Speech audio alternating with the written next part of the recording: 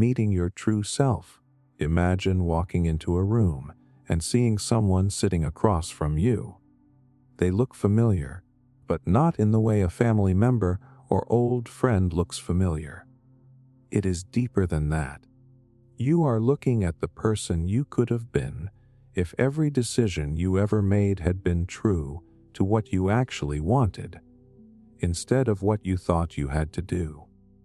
This is not a stranger. This is supposed to be you. But here is the unsettling part. Would you even recognize them?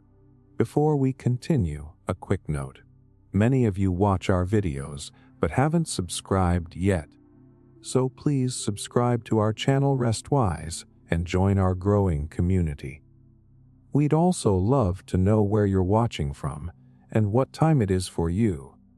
It's amazing to see how connected we all are.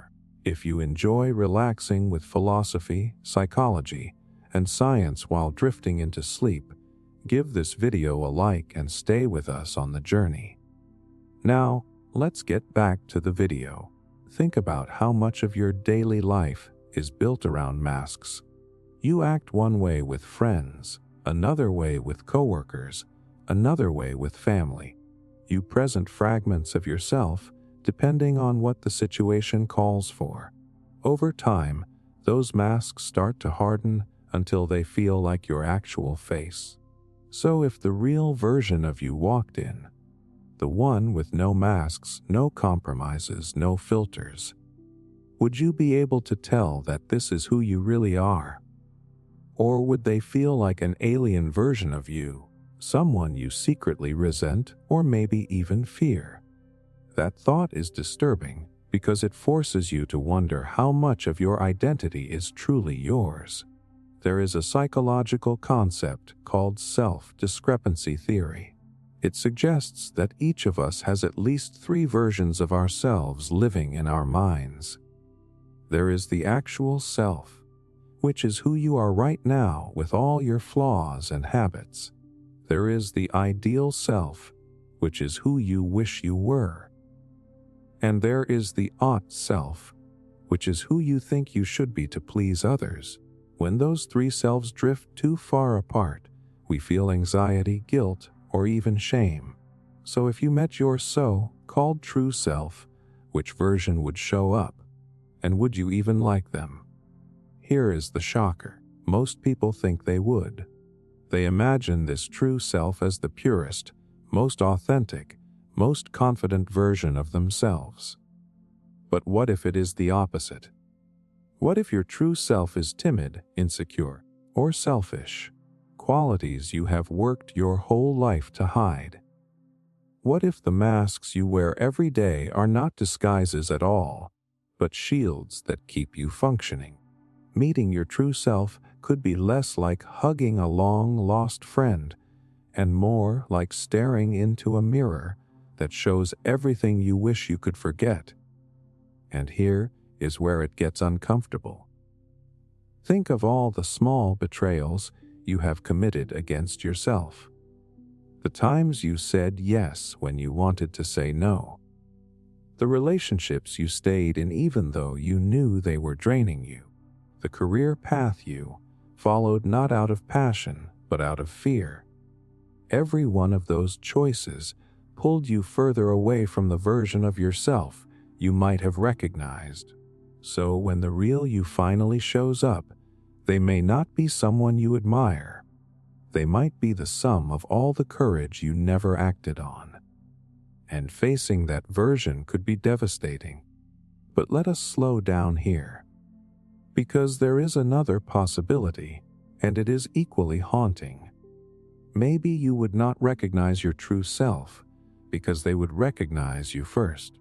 Imagine they look at you with disappointment, as if you were the ghost, not them. Imagine them saying, "I know who you are, but you clearly forgot who I am." That shift flips the entire scenario. You are no longer the person in control. You are the version who compromised, and they are the one who held on.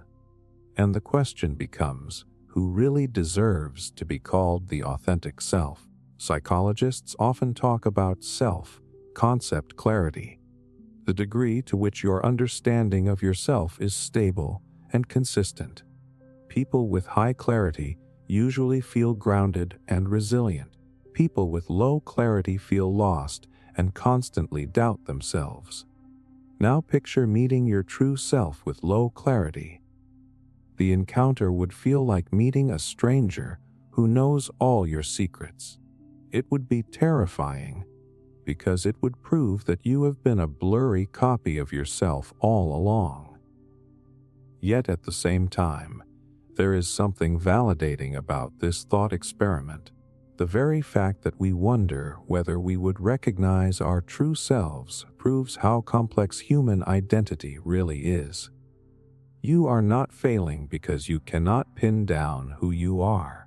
You are simply living through the tension of competing versions of yourself.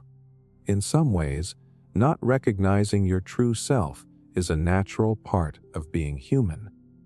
We are always evolving, always shifting, always negotiating between what we want and what the world demands of us. But let me leave you with this tease of a thought. If you did meet them, the real you, and you could recognize them instantly, what would that say about your current life?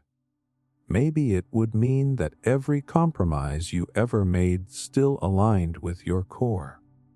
Maybe it would mean you are already living close to the truth. Or maybe it would mean that your masks became so natural that you mistook them for your skin. Either way, the question is not just whether you would recognize your true self. The real question is whether they would choose to recognize you. The filter of perception. Close your eyes for a second and imagine this. The color red. Not an object, not a shape, just the raw sensation of red. Now here is the uncomfortable question. Is the red you see the same red I see? Or are we trapped in private realities, each one slightly different, never truly able to prove that our worlds match? That simple thought cracks open one of the most unsettling possibilities. Maybe we never experience the world as it actually is. Maybe we only experience the version our brain decides to show us. And this is where things get really strange. Your eyes do not capture the world like a camera. They pick up light waves. Your ears do not record sounds. They register vibrations in the air. Your skin does not sense texture. It detects pressure, temperature, and pain. Every single thing you think you experience directly is actually being translated by your nervous system. And here is the shock. That translation is not perfect. It is edited. It is filtered. It is biased. For example, did you know your brain discards the majority of incoming sensory information? It is constantly overwhelmed with data, so it keeps what it thinks matters and throws out the rest. That is why you can walk down a crowded street and not notice half the faces you pass, yet instantly hear your name whispered behind you. Your brain acts less like a window and more like a bouncer at the door of reality, deciding what gets in and what gets left out. So when you say you are experiencing the world, you are actually experiencing your brain's best guess at reality. Here is a thought that might shake you. Scientists once ran experiments with something called inverted goggles. People wore lenses that flipped the entire world upside down. At first, everything felt impossible. Walking, grabbing objects, even standing upright felt wrong. But after a few days, the brain adapted. The world looked normal again. When the goggles were removed, reality flipped back and felt distorted all over again. What does that tell you? It tells you that your sense of what is real is not fixed. It is flexible. It bends to whatever your brain decides is most useful for survival. And this leads to a darker realization.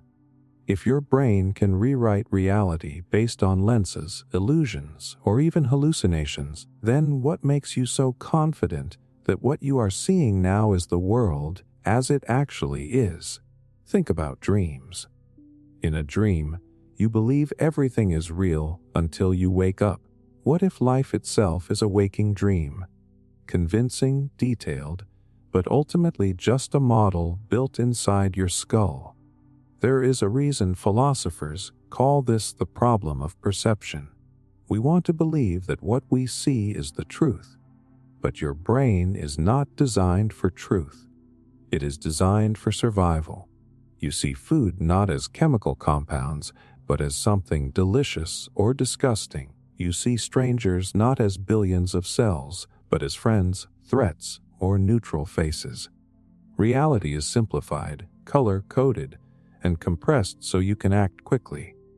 If you saw the world exactly as it is, in all its chaotic detail, you would probably be paralyzed. And here is something validating in that. You are not defective for living in this filtered version. Every human does. The brain is like a translator converting an alien language into one you can understand. The translation may not be exact, but it is enough to keep you alive, enough to let you navigate. So, while it might feel like you are missing something, the true essence of reality, in a way, that filter is what allows you to function at all. But then comes the tease, the thought that sticks long after the question fades. If we are only experiencing a translation, what is being left out? What colors, sounds, or sensations exist beyond the spectrum we can detect? We know dogs hear frequencies we cannot. We know bees see ultraviolet light invisible to us. We know bats navigate with sonar that we cannot even imagine. To them, reality is richer and stranger. To us, it is narrower. So if our brains are showing us only a tiny slice of the real world, then what else is out there? Waiting, unseen, untouched, existing just beyond the limits of our translation. And if we could suddenly perceive it all, every hidden layer of reality, would we even survive the overload? Or would we collapse under the unbearable weight of truth? Beauty without humans? Picture this for a moment. Tomorrow, every single human being vanishes. Cities go silent. The noise of traffic, conversation, laughter, all gone. The planet keeps spinning. Forests keep growing. Oceans keep moving. But here is the unsettling thought. In that world without us, would beauty still exist? At first it seems obvious. The sun would still set over the horizon in bursts of orange and purple. Flowers would still bloom in perfect symmetry. Waterfalls would still thunder down cliffs. So of course beauty would remain, right?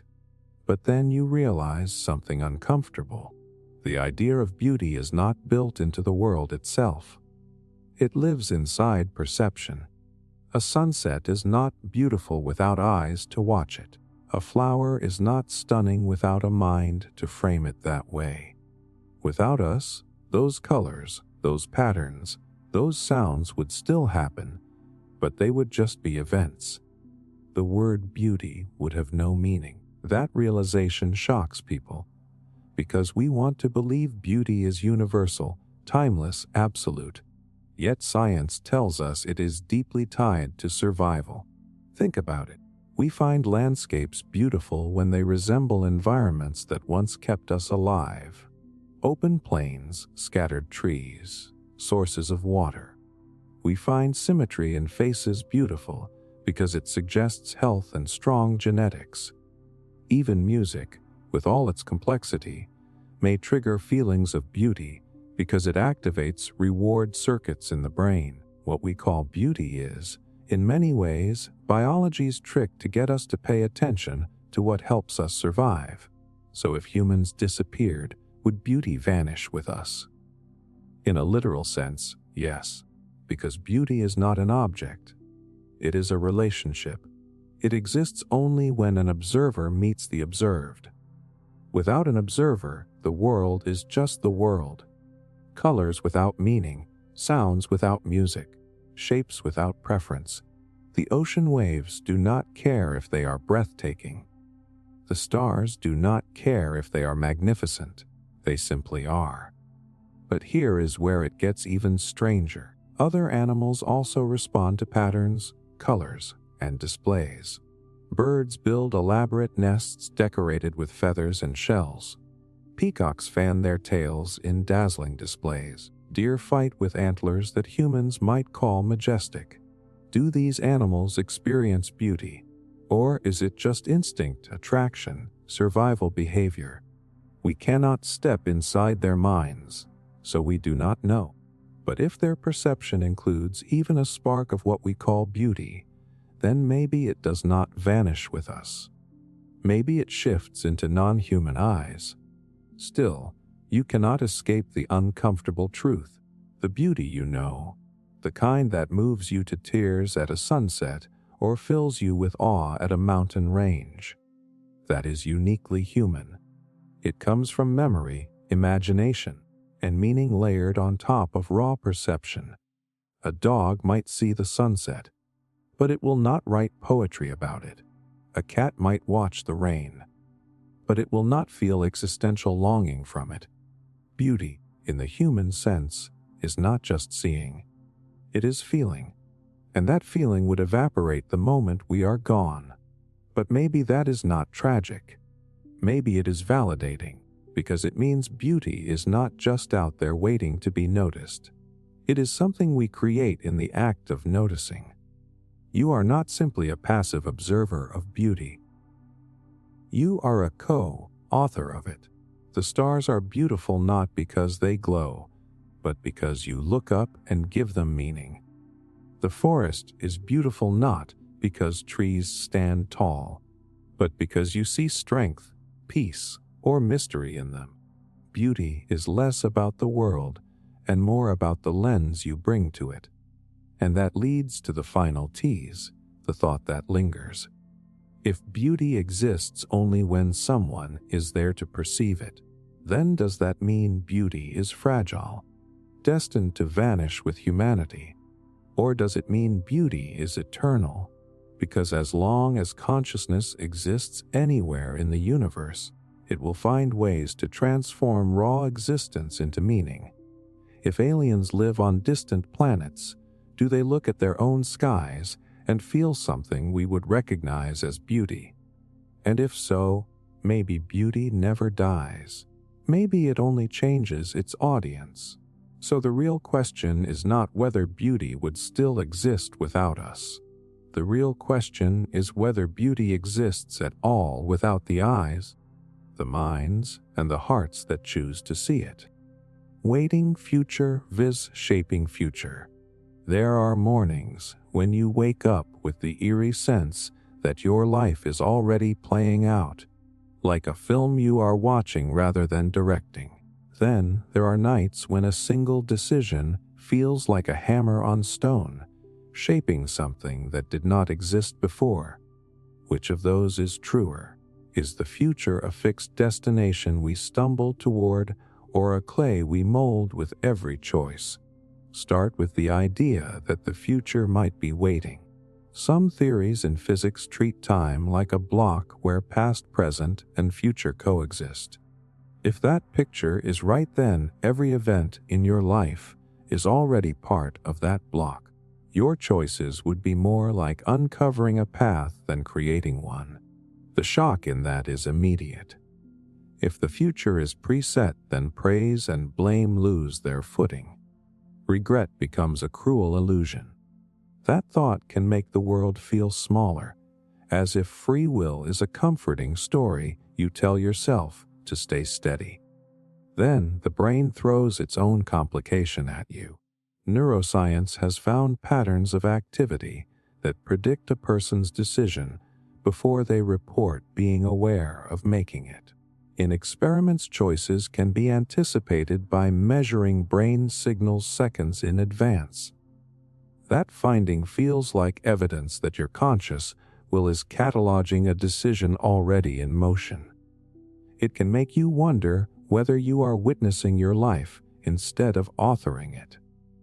That shock is important because it rattles moral responsibility and the sense that effort matters. If everything is determined, why cultivate virtue? Why take risks? Why try to change? The emotional pull toward fatalism is real because it offers relief from guilt and the burden of blame. If nothing could have been different, then suffering seems less like personal failure and more like inevitability. But hold that discomfort and look at another layer. Predictive brain signals do not prove impossibility of change. Awareness itself allows for intervention. People reflect, revise, and redirect. Intentional practice can alter habits that felt automatic. For example, a person with a violent reaction can, by repeated reflection training and environment change, learn to respond differently. Neuroscience reveals tendencies, not a locked future. It shows the machinery that begins choices and the space where consciousness can act. Philosophy gives us language for this middle ground. Compatibilism says that determinism and free will can coexist. You might be embedded in forces your biology, upbringing, and circumstance did not choose, and yet you exercise real agency within those constraints. That is validating because it aligns with lived experience. You are not omnipotent, but you are not powerless either. You inherit momentum, but you also have tools to alter direction. Evidence of real change is visible everywhere. People reinvent careers, overcome addictions, start movements, and rebuild relationships. None of those shifts look like predetermined scripts. They look like the result of deliberate choices sustained over time. If futures were single immutable lines, those pivots would be impossible. The fact that they occur suggests the future contains branching possibilities responsive to human action. Still, do not swing too far into pure voluntarism. Believing you control everything is its own trap because it ignores structure. Social systems, constraints, and the laws of cause and effect matter. A single choice may not rewrite history. It may set a path that collides with limits. Recognizing constraints is not fatalism. It is prudence. It is why planning and strategy exist. The future is both shaped by forces outside your control and sensitive to the direction you nudge it. So both images hold truth. The future waits with a shape and momentum, and it also invites carving. Think of a statue hidden in marble. The figure exists in potential, but it needs a sculptor. The marble constrains what can be shown, but the artist still decides which lines to reveal. Your life may have contours you did not choose. Your choices still decide how brightly anything is finished. Here is the part that pulses when you stop arguing with the theory. If some version of the future is already set, and some version depends on your carving, then your life becomes a constant negotiation with possibility. The question shifts from metaphysical argument to practical urgency. Do you accept outlines as inevitability, or do you use them as guides to focus where you act? Do you pick up the chisel and make intentional marks, or do you leave the marble untouched and complain about the cold stone? The smallest meaningful act is awareness, noticing the current, sensing the pattern, and deciding to interrupt or reinforce. It is where change begins. That is not mystical. It is the daily practice of choosing to show up differently. Whether or not the universe is a block, the practice of choosing matters, because it is how your human life finds shape. So which is it, the waiting or the carving? The truest answer may be both. The future offers a scaffold. Your decisions provide the scaffolding you climb and shape. The real challenge is less scientific than existential. Will you treat your life as a series of inevitable scenes, or will you treat it as material worth working on with intention? Perfect memory. Think about what it would feel like If you could remember every single moment of your life with crystal clarity. Not just the highlights, not just the important events, but everything.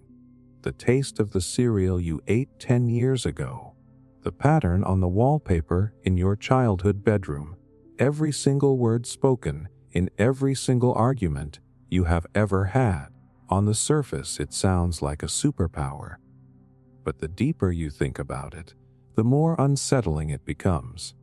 Would a perfect memory actually be a blessing, or would it be a curse? At first, the blessing seems obvious. With a perfect memory, you would never forget the faces of people you love. You would never lose track of important knowledge. School and work would be effortless, because everything you studied would stay with you forever. Imagine learning a language in weeks instead of years. Imagine never misplacing your keys, never forgetting a birthday, never fumbling for someone's name at a party. Life would feel smoother, sharper, more efficient. That is the hook that makes people desire it. Who would not want that level of clarity? But here is the shock. There are real people who live with something very close to perfect memory. It is called highly superior autobiographical memory, and they can recall almost every day of their lives in vivid detail. When researchers interviewed them, they discovered something surprising. Many of these people were not happier because of their gift. In fact, some of them described it as exhausting, even torturous, because while they remembered the good, they also remembered the bad. Every heartbreak, every embarrassment, every loss stayed alive in their minds. Nothing faded, nothing softened with time. Think about how memory normally works. Forgetting is not a flaw, it is a feature. Your brain actively edits, compresses, and discards experiences. Pain dulls, joy blurs, details fade. This allows you to heal, to move forward, to focus on what matters most. A perfect memory would rip that away. Every insult, every mistake, every trauma would stay fresh as if it happened yesterday. Forgiveness would be harder. Healing would be slower. The past would never truly let you go. Imagine losing someone you love. Normally, grief softens as the years pass. You do not stop missing them, but the sharpness of the pain becomes manageable. With perfect memory, that wound would remain open forever. You would relive the last conversation, the sound of their voice, the moment you found out they were gone. A memory like that, preserved in perfect detail, would feel less like a gift and more like a chain. And there is another curse hidden in plain sight. Decision-making depends on forgetting. If you remembered every detail of every restaurant you have ever visited, every conversation you have ever had, every review you have ever read, ordering dinner would take hours. The sheer flood of data would paralyze you. Forgetting helps you filter. It allows you to simplify, to focus, to act. Without that filter, your life could collapse into endless rumination. Yet there is something validating here too. The very fact that you forget is not proof that you are broken. It is proof that you are human. Memory is less like a camera and more like a storyteller. It highlights, edits, and even changes events to keep your life coherent. That flexibility helps you survive. People who reminisce often remember events more fondly than they actually were. That is not lying.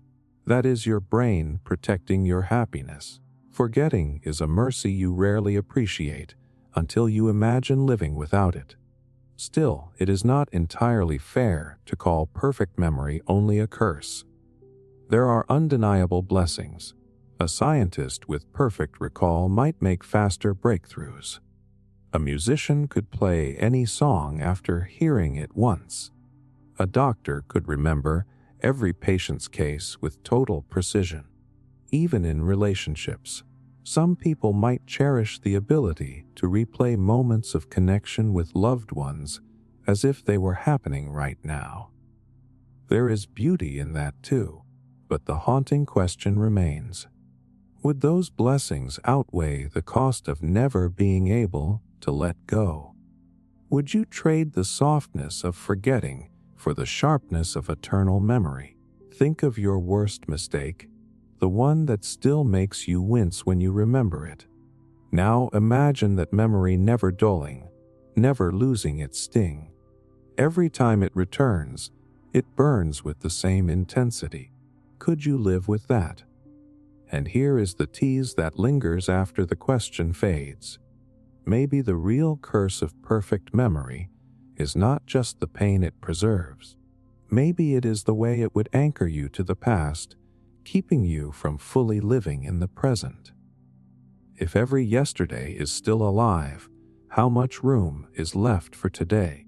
And if you are always carrying yesterday in perfect detail, can you ever really step into tomorrow? So the answer may not be simple. A perfect memory might give you power, but it might also take away your peace. And sometimes peace is worth more than power. Identity without memory, there is a strange fragility in the idea that who you are depends on what you can remember. You carry a personal library of moments that stitches a story together. Name a birthday, a line someone once said, the smell of rain on a certain street, and those threads pull you into a narrative you call yourself. But memory is porous. It leaks and fades and sometimes shatters. So when memory slips away, who is left holding the book? At first it feels like a philosophical puzzle, and then you meet it in life. People who lose memories through injury, illness, or the slow shuffle of dementia do not simply lose facts. They lose context. They may recognize a face without the name that belonged to it. They may know how to tie a shoe without remembering who taught them. Families watch a familiar person become in frightening ways unfamiliar. Spouses say the person they loved seems to be wearing the same body, but hosting a different presence. Here is a psychological detail that matters. Memory is not a video archive. It is constructive and selective. Your mind edits details to keep coherence. It favors repetition and emotional weight. Over time, memories blend and reshape. You remember the meaning more than the film.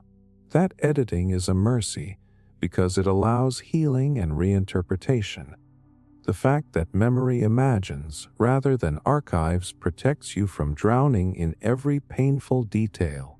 Do not let that comforting idea hide another truth. Elements of identity survive even when declarative memory fails.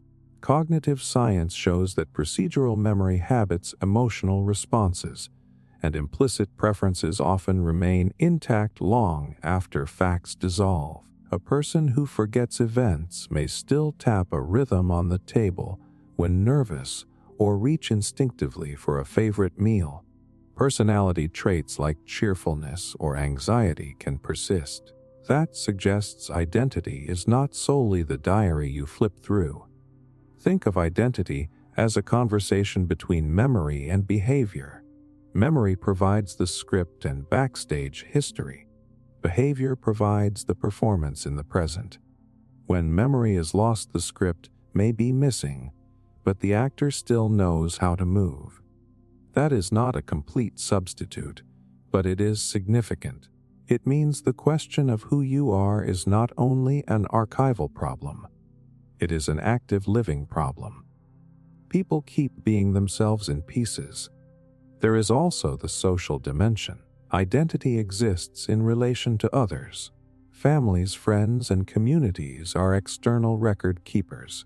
They hold stories about you and remind you who you were. When a loved one forgets your shared life, those around them often become the custodians of identity. They narrate histories and hold rituals that attempt to stabilize what memory cannot. But that is bittersweet. The person who forgets can become dependent on others to maintain continuity. Identity becomes something others hold. This reality raises ethical and existential questions. If you can no longer report your past, are you the same moral agent you once were?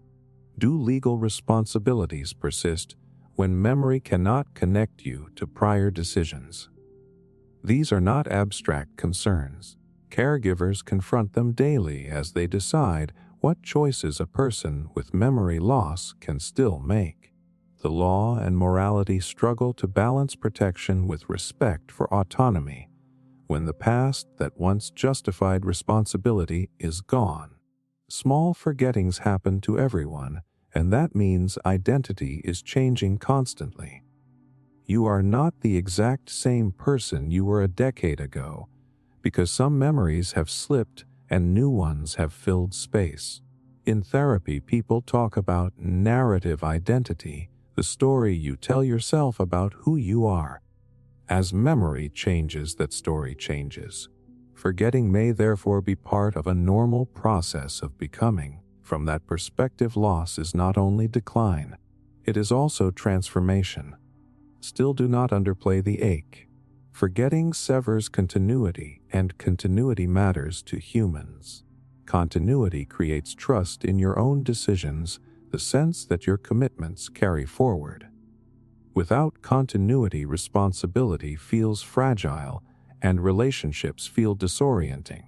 The grief of watching someone you love forget is one of the most devastating human experiences because it undoes a shared history that anchored both lives. So who are you when you forget? The answer refuses to be simple. You are partially what you remember, and partially what your body and habits keep acting out. You are partly what others continue to hold for you, and partly what new moments allow you to become. Identity is porous and relational and dynamic. Forgetting can strip away chapters, but does not always erase the person entirely. And here is the thought that follows you home. If forgetting reshapes identity, then each moment you lose is also an invitation to remake yourself. That does not romanticize loss. It simply recognizes that the self is not a fixed statue, but a living thing. If memory frames your past, then present action frames your ongoing self. The real question may not be who you are when you forget, but what you choose to do with the space forgetting creates. Silence is something. Close your eyes for a moment and think about silence. You picture a kind of blankness, an empty canvas where nothing stirs. People chase it in meditation retreats, soundproof rooms, or late night walks under the stars. Silence is supposed to be peace, absence, relief. But have you ever noticed that the closer you get to it, the less empty it feels? That is where the illusion cracks. Perfect silence does not exist, not even in the quietest places on Earth. Scientists once built an anechoic chamber designed to cancel every external sound. People who step inside describe it as overwhelming, not calming. At first, you hear nothing. Then slowly, other sounds creep in. The hum of your nervous system, the whoosh of your blood in your ears, even the faint electric crackle of your brain firing. In chasing silence, you discover that you yourself cannot be quiet, and that is the shock. Silence is not the absence of sound. It is the absence of external noise, which only exposes the hidden orchestra inside you. When people stay in that chamber too long, many report dizziness or even hallucinations. With nothing to focus on outside, their minds turn inward, amplifying every subtle signal until it feels deafening. The silence becomes louder than sound itself. Think about daily life. You have probably experienced what seems like silence, lying awake at night after everyone has gone to bed, or sitting in a library where no one speaks. But even then, there is the creak of wood, the shuffle of fabric, the distant hum of traffic, the faint buzz of electricity. Absolute silence is a fantasy. The world is never still. At the smallest scales, atoms vibrate. The earth hums with constant resonance. The universe itself is alive with low-frequency radiation left over from the Big Bang. What you call silence is only sound that hides beneath your threshold of awareness. So why do we crave it? Maybe because silence is not truly about sound. It is about attention. The value of silence is not that the world goes quiet, but that distractions fade.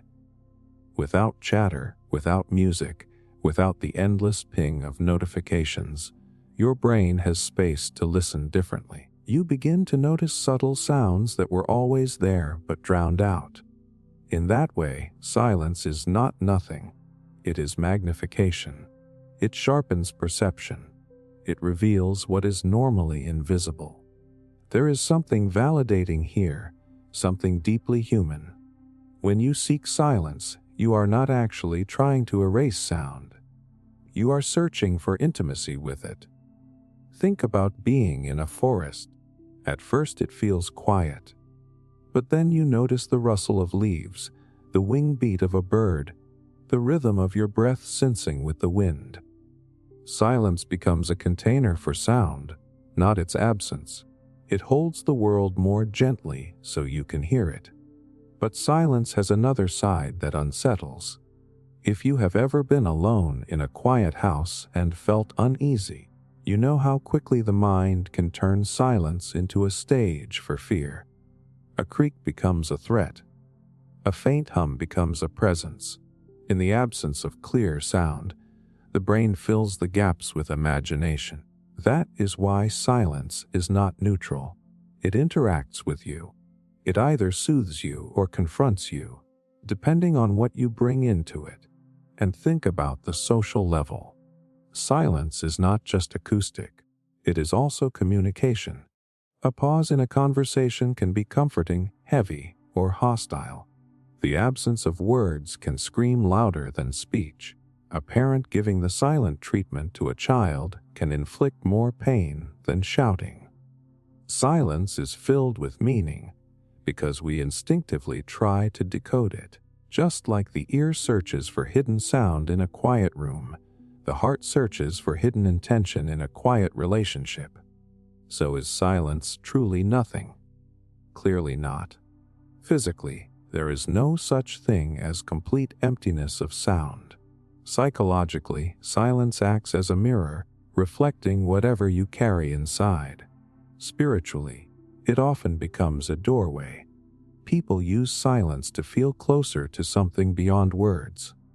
What we call silence may actually be one of the fullest states we can experience. Here is the tease that lingers. If silence is never empty, if it always hums with hidden layers, then maybe we have misunderstood what it is.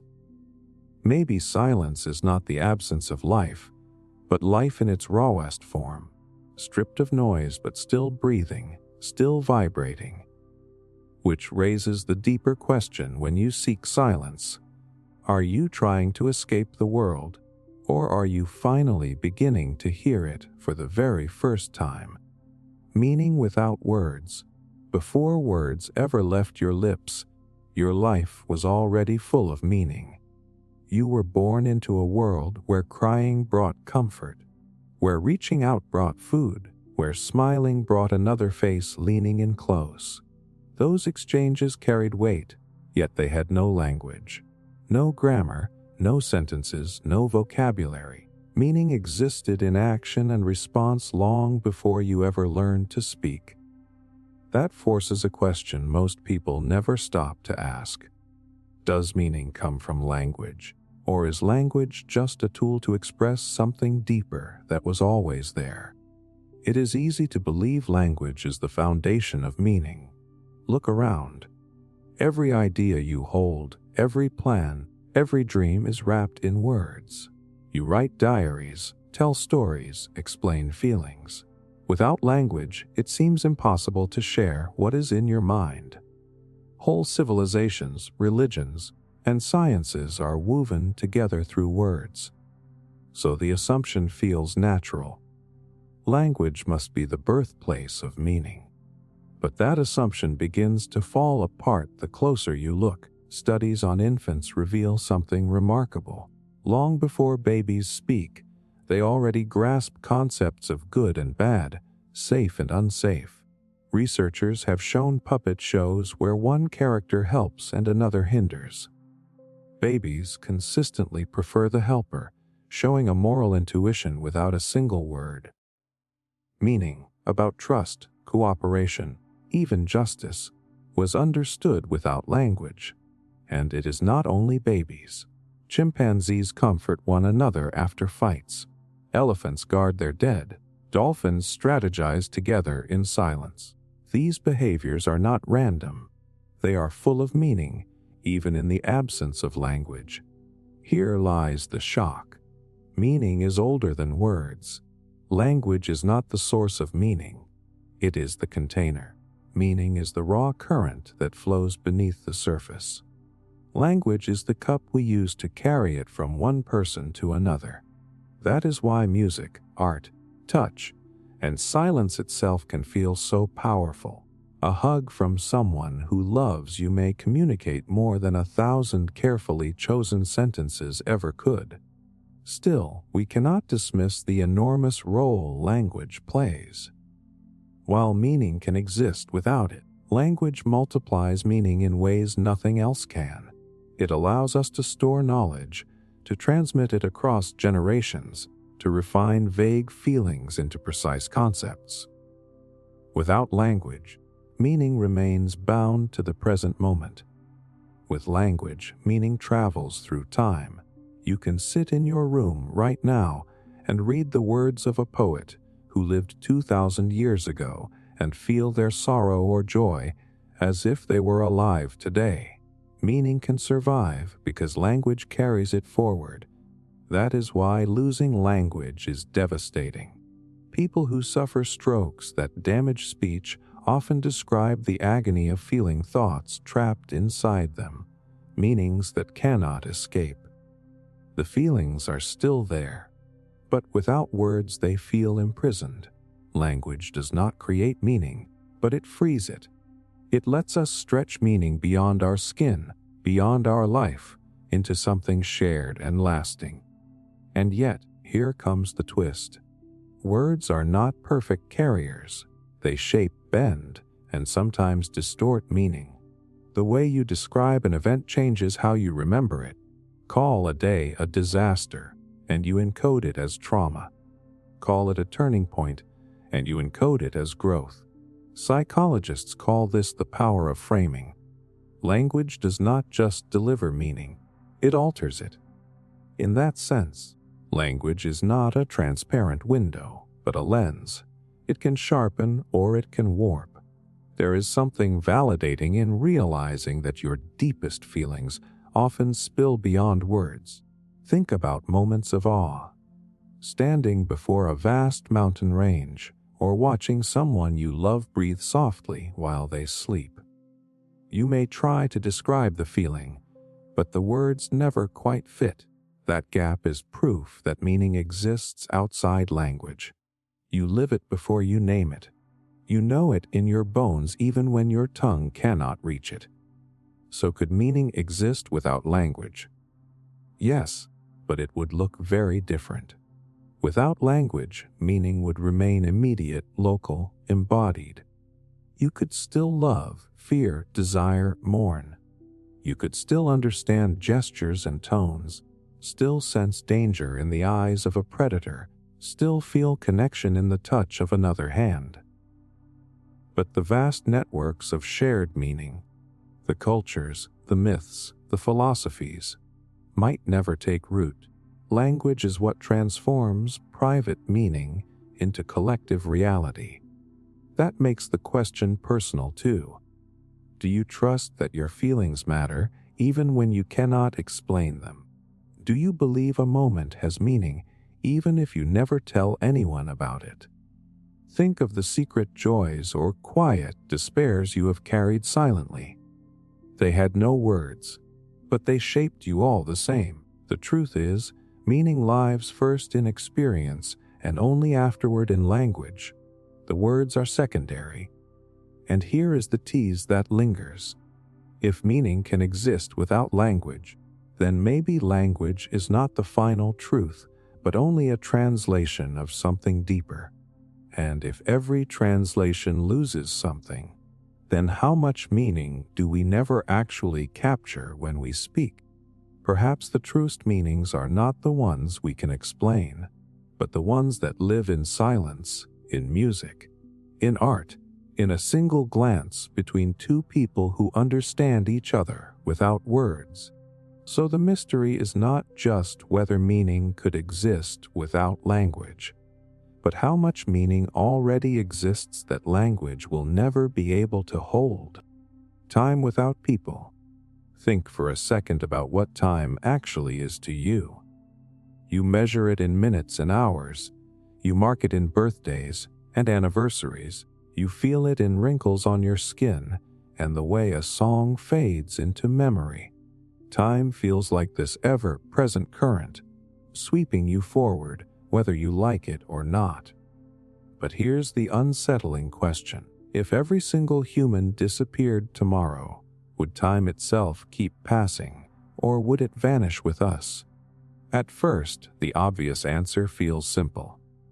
Of course, time would keep going. The sun would rise and set, seasons would shift, stars would move across the sky. Physics tells us that time is baked into the fabric of the universe, woven into space itself. Planets would orbit, galaxies would spin, atoms would vibrate. In that sense, time seems independent of us. It is the stage on which everything plays out, whether we are here to witness it or not. But here comes the shock.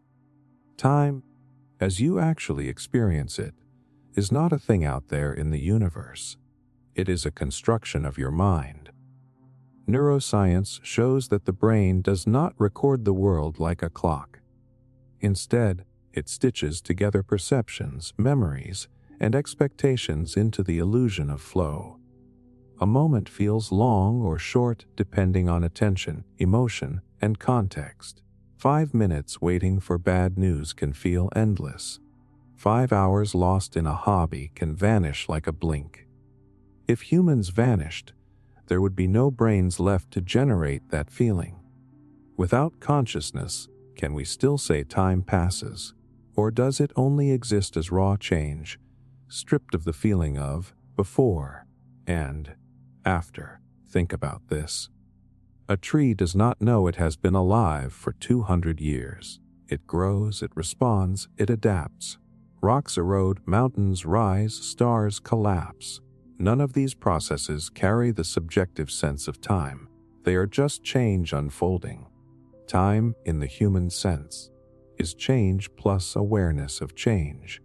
Take away the awareness, and what you are left with is simply motion, not time as you know it.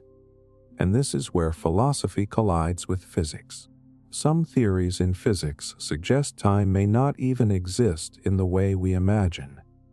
At the quantum level, particles interact without a clear arrow of before and after. Some scientists argue that time emerges only at larger scales, the way temperature emerges from molecules, even though no single molecule has temperature. If that is true, then time is not fundamental but emergent. Without minds to track it, perhaps time as a lived reality would dissolve. But do not dismiss the other side too quickly. Even if humans disappeared, the Earth would keep orbiting the sun, the moon would keep tugging at the tides, radioactive atoms would keep decaying at predictable rates. That rhythm is measurable, and if an alien species arrived after us, they would find the evidence written everywhere, in tree rings, in layers of rock, in the radiation of dying stars. For them, time would have passed, even though no human was around to witness it. This suggests time has an objective skeleton, even if our subjective experience colors it differently. There is something validating here, something oddly comforting.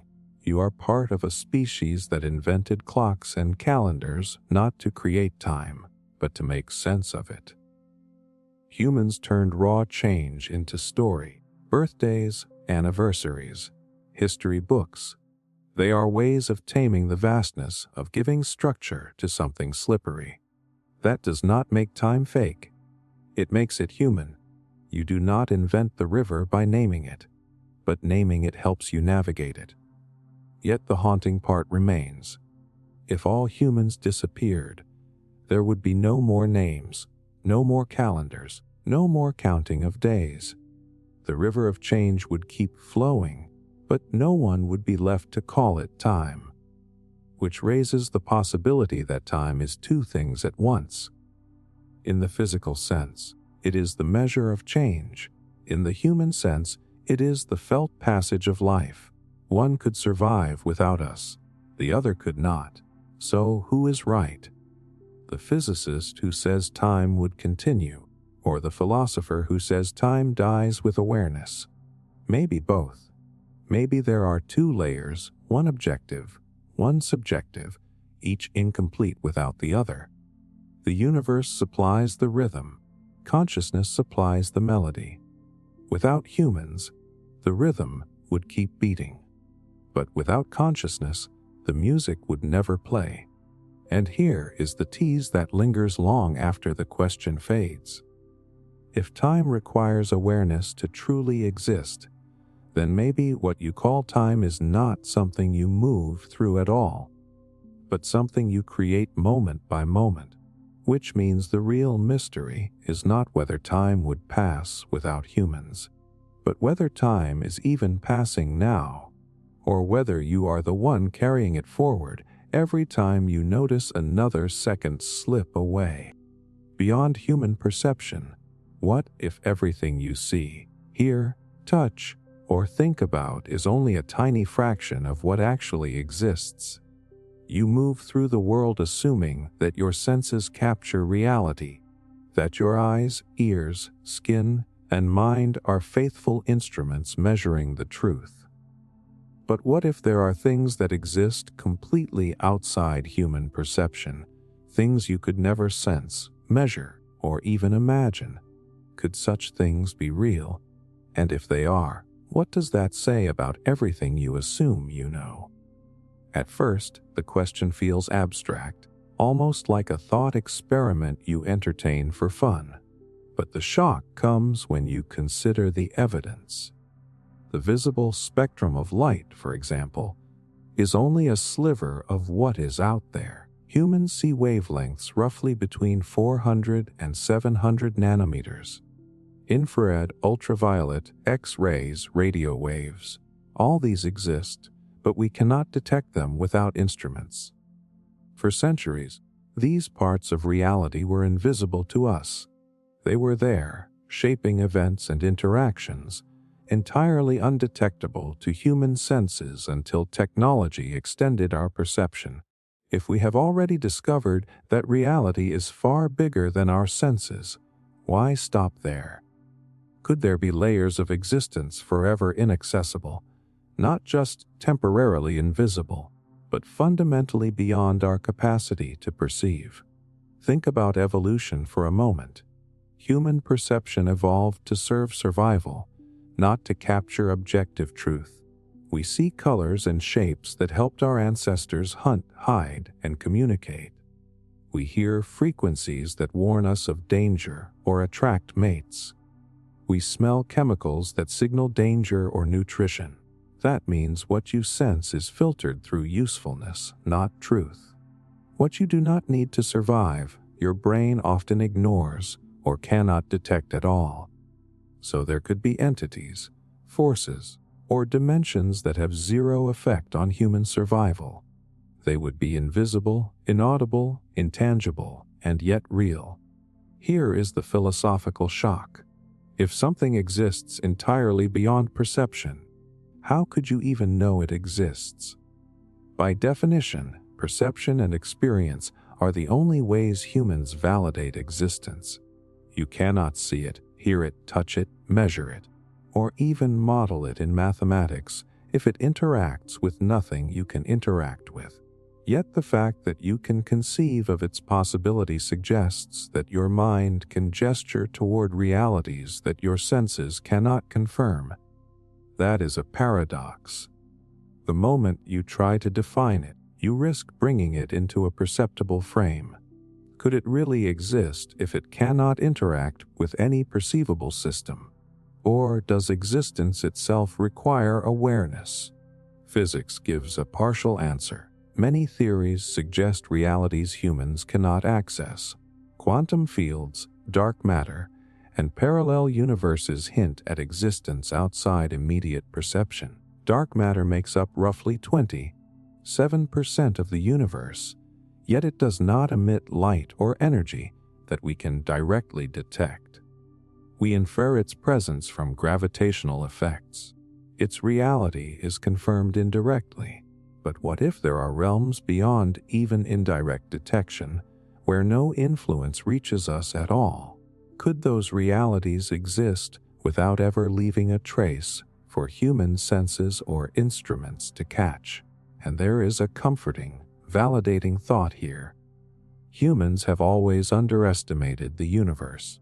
For centuries, everything beyond the horizon, beyond the naked eye, beyond the limits of a pendulum clock or telescope, was assumed non-existent. Then instruments revealed worlds beyond imagination. This suggests that human perception is provisional, and reality may be much larger than what you assume. The humility in that is enormous. The universe does not owe us notice. What exists might be indifferent to whether you know it. Yet there is also a terrifying side. If something exists entirely beyond human perception, it is fundamentally unknowable, not just difficult to measure, not just hidden. It is inaccessible in principle. And if it is inaccessible, does it matter? Can it interact with you at all? Can it influence reality in a way that matters? Or does its existence remain forever irrelevant, a cosmic shadow that cannot touch your life? That is the unsettling edge of the question. Consider art, imagination, and religion. Humans have always conceived of things beyond perception: gods, spirits, unseen forces, parallel realms. Often these are metaphorical, but they also point to a deep intuition. Reality might be larger than the human mind can capture. Even mathematics gestures at unseen structures. Numbers and geometric concepts describe infinite spaces that cannot be physically sensed. That is a kind of evidence that the mind can hint at what the senses cannot reach. So could something exist entirely beyond human perception? The answer seems to be yes, at least in principle. There could be forces, entities, or dimensions forever undetectable to your body and your instruments. Your perception is a tool built for survival, not omniscience. Reality does not bend to fit your senses, but that existence is different from the existence you normally understand. It might be completely decoupled from human concerns, irrelevant to your life, yet real in a way you cannot imagine. Here is the tease that lingers. If things can exist beyond perception, then everything you take for granted as real might be incomplete. The universe might be far richer, stranger, and more alien than your senses can suggest. Every shadow, every corner, every empty space could be teeming with realities you cannot touch, hear, or know. And that means that life itself is a tiny window onto a far vaster, unknowable world. Maybe the most profound truths are the ones you can never perceive. Maybe what you cannot see shapes reality even more than what you can. So the real mystery is not whether something beyond perception exists. It almost certainly does. The mystery is whether anything you can ever know or measure will ever capture it. And if not, how much of existence will always remain forever beyond your grasp. Limits of understanding. Think about how much you already know compared to a newborn. When you were born, you had almost no concept of the world. No language, no sense of history, no awareness of yourself as a person in time. Over the years you learned words, ideas, systems. You absorbed culture, science, philosophy, technology. If you stack up everything humanity knows today against what we knew even a few hundred years ago, it feels like progress is limitless. We keep breaking barriers, keep discovering, keep building. But here is the unsettling question. Is there a ceiling? A point where no matter how hard we push, no matter how advanced we become, we hit the edge of what is possible to understand. At first, it feels arrogant to imagine a limit. After all, every generation thought certain mysteries were impossible. People once believed the sun revolved around the earth. People thought flight was a fantasy. People assumed diseases were caused by curses. And time after time, new knowledge shattered those limits. So the natural instinct is to assume the same pattern will continue forever. Whatever we cannot understand today, we will eventually figure out tomorrow. Human curiosity feels unstoppable. But here comes the shock. Your brain is not an infinite processor. It is a 3-pound organ evolved for survival, not for omniscience. Neuroscience shows that memory capacity, processing speed, and attention span all have limits. Your working memory, for example, can only hold a handful of pieces of information at once. When the universe operates with billions of galaxies, trillions of stars, and physical laws that may span dimensions beyond human intuition, how can a finite brain ever claim infinite understanding? It is like trying to pour an ocean into a teacup. The teacup might expand a little with technology, with collective learning, with artificial intelligence, but the gap between finite capacity and infinite complexity remains. Consider language. Every idea you grasp must be filtered into symbols, words, and models, but those models are simplifications. Mathematics is powerful, yet even it cannot perfectly capture certain problems. Gödel's incompleteness theorem proves that within any logical system, there will always be truths that cannot be proven within that system. That means limits are not just practical, they are baked into logic itself. No matter how advanced we become, there will always be truths that escape complete understanding. And this is not just abstract theory. Physics itself is stuck right now at the clash between general relativity and quantum mechanics. One explains the cosmos at massive scales, the other explains the microscopic world. Both work brilliantly in their domains, but they contradict each other when pushed together. The search for a unified theory has lasted decades, and maybe there is one. But maybe the human brain is simply not wired to ever see it fully. Maybe it exists in a conceptual dimension you cannot access. Just as a dog cannot understand calculus, maybe humans cannot understand ultimate reality. But before you sink into despair, let me validate something important.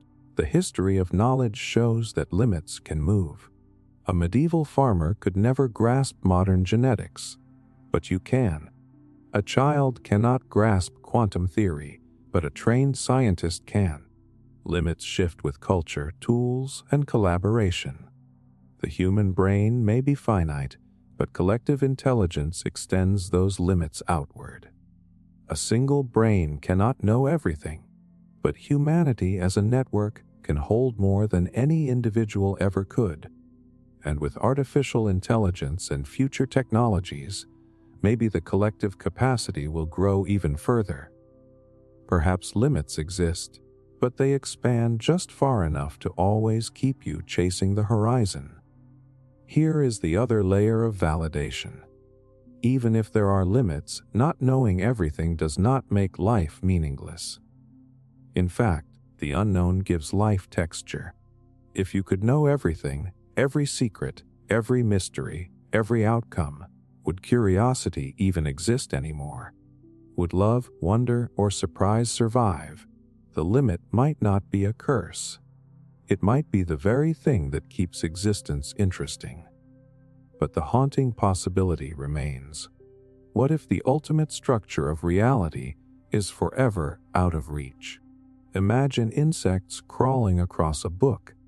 They can feel the texture of the page, they can sense the ink, but they will never read the story. What if humans are the insects, crawling across the universe, glimpsing fragments, but never able to grasp the full narrative? The universe may be intelligible only up to a point, beyond which everything dissolves into incomprehensibility. And here comes the tease that should keep you restless. If there is a limit to understanding, then maybe the point of existence is not to solve it all, but to keep reaching. Maybe what matters is not the final answer, but the act of stretching toward it, knowing you will never fully arrive. Or maybe, just maybe, the real breakthrough will come not from removing the limit, but from accepting it. Realizing that the beauty of being human is not infinite knowledge, but infinite curiosity. So the question is not just whether there is a limit to how much we can ever understand. The deeper question is whether you would even want there not to be one. Because a world without mystery might not feel like a world worth living in at all. Love, real or chemical, you have felt it before. That rush when you lock eyes with someone and everything else blurs away. The warmth when a person's voice on the phone makes your chest feel lighter, the ache when they leave, and the emptiness feels louder than silence itself. You call it love. But then science steps in and says what you are feeling is simply biology. A mix of dopamine, oxytocin, serotonin, and adrenaline swirling in your brain. Chemicals firing off in patterns shaped by evolution. And suddenly the question hits harder than you expect. If love is just chemicals, is it really love at all? At first glance, that explanation can feel like a betrayal. People want love to be transcendent, mystical, a force that rises above biology. To reduce it to neurochemistry feels cold, like pulling the wings off a butterfly and calling the lifeless body the same as flight. The shocking part is that science is not wrong. Studies show dopamine spikes when you feel attraction, giving that euphoric rush. Oxytocin, the so-called bonding hormone, floods during intimacy, strengthening attachment. Serotonin shifts when you obsess over someone, fueling those looping thoughts. Evolution engineered these chemicals to push humans toward pair bonding, reproduction, and survival. On one level, love is biology doing its job. But here is the twist that most people miss. Just because something has a biological mechanism does not make it unreal. Every experience you have is mediated by the brain. Vision is photons hitting your eyes, yet no one argues that what you see is not real. Music is vibrations in the air translated into neural signals, yet no one denies the reality of a song. Even pain, hunger, joy, anger, all are chemical. So why single out love as fake just because its roots can be measured? The fact that you can describe the machinery does not erase the meaning. Think about fire. You can break it down into combustion, oxygen, heat, chemical reactions. But when you sit by a fire, you do not just think of molecules colliding. You feel warmth, light, and comfort. The scientific breakdown does not cancel the lived experience. It enriches it. The same is true for love. Knowing the chemistry does not make it less real. It simply reveals the scaffolding beneath the experience. There is another validating angle too. Love may be built on biology, but biology does not determine its shape. The same hormones surge in millions of people, yet every love story feels unique. A poem, a late night conversation, a hand held during grief. None of these can be reduced to a chemical formula. The chemistry creates the possibility, but the meaning is built from your choices, your memories, your stories. Love is real precisely because it is more than its parts. But let's not skip past the darker implication. If love is a chemical trick, does that mean free will is an illusion? If evolution wired you to pair bond because it helps pass on genes, are you just following programming like a machine running code? Some scientists argue exactly that the romantic ideals humans build are elaborate narratives layered on top of biology. That marriage, poetry, even heartbreak are ways of rationalizing instincts. If that is true, love could be nothing more than survival wearing a pretty mask. That possibility unsettles almost everyone. And yet, maybe that interpretation misses something. Biology explains how love happens, but not why it feels the way it does. The lived reality of love, longing, tenderness, sacrifice, cannot be reduced to a chart of hormone levels. Two people can feel the same chemical spikes and yet live completely different love stories. Some loves endure decades, others burn out in weeks. Some inspire acts of incredible kindness, others lead to destructive obsession. Chemistry provides the fuel, but humans decide how to burn it. There is also a profound irony in trying to dismiss love as just biology. Every human experience is just biology at some level. Consciousness itself, the voice in your head asking this question right now, is neurons firing in patterns. If you say love is not real because it is chemical, you could say the same about joy, sadness, art, music, even the very question of meaning. To strip away everything that has a biological base would leave you with nothing at all. So maybe the real question is not whether love is real, but what you mean by real. If by real you mean something that exists independently of human brains, then love might not qualify. It does not float in space like a planet or exist as an equation like gravity. But if by real you mean something that shapes human lives, choices, and history, then love is as real as anything can be. Wars have been fought for it. Poems have been written about it. Families have been built and broken by it. Its impact is undeniable. And here is the tease that lingers. If love is chemicals, and yet it feels like the most profound force in your life, maybe that says something beautiful about being human. That raw biology can give rise to something as rich, mysterious, and transformative as love. Maybe the miracle is not that love defies chemistry, but that chemistry can create love at all. And if that is true, then calling love just biology misses the point. Biology is the canvas. Love is the painting. So is love real or just chemicals? Maybe it is both. Maybe it is real precisely because it is chemistry, transformed by consciousness into meaning. The real mystery is not whether love is real, but how something as ordinary as brain chemistry can create something that feels so extraordinary. Music without listeners. Somewhere in the world right now, a violin is playing. Strings are vibrating, air is rippling, waves are traveling outward. But here is the question. If no one is in the room to hear it, is there really music? Or is it just vibrating air, meaningless motion? No different than the hum of a refrigerator or the rumble of thunder. At first, the answer feels simple. Of course the music exists. Sound waves travel whether or not someone listens. Physics does not care about human ears. Air compresses and expands. Frequencies rise and fall. Patterns move through space. But here is the shock. Sound is not the same as music. Sound is physical. Music is experience.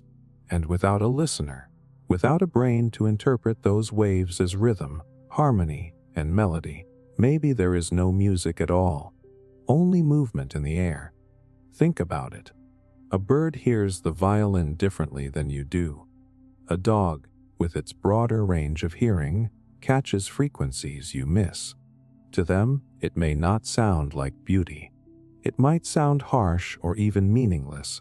Music, then, is not in the waves themselves. It is in the interpretation.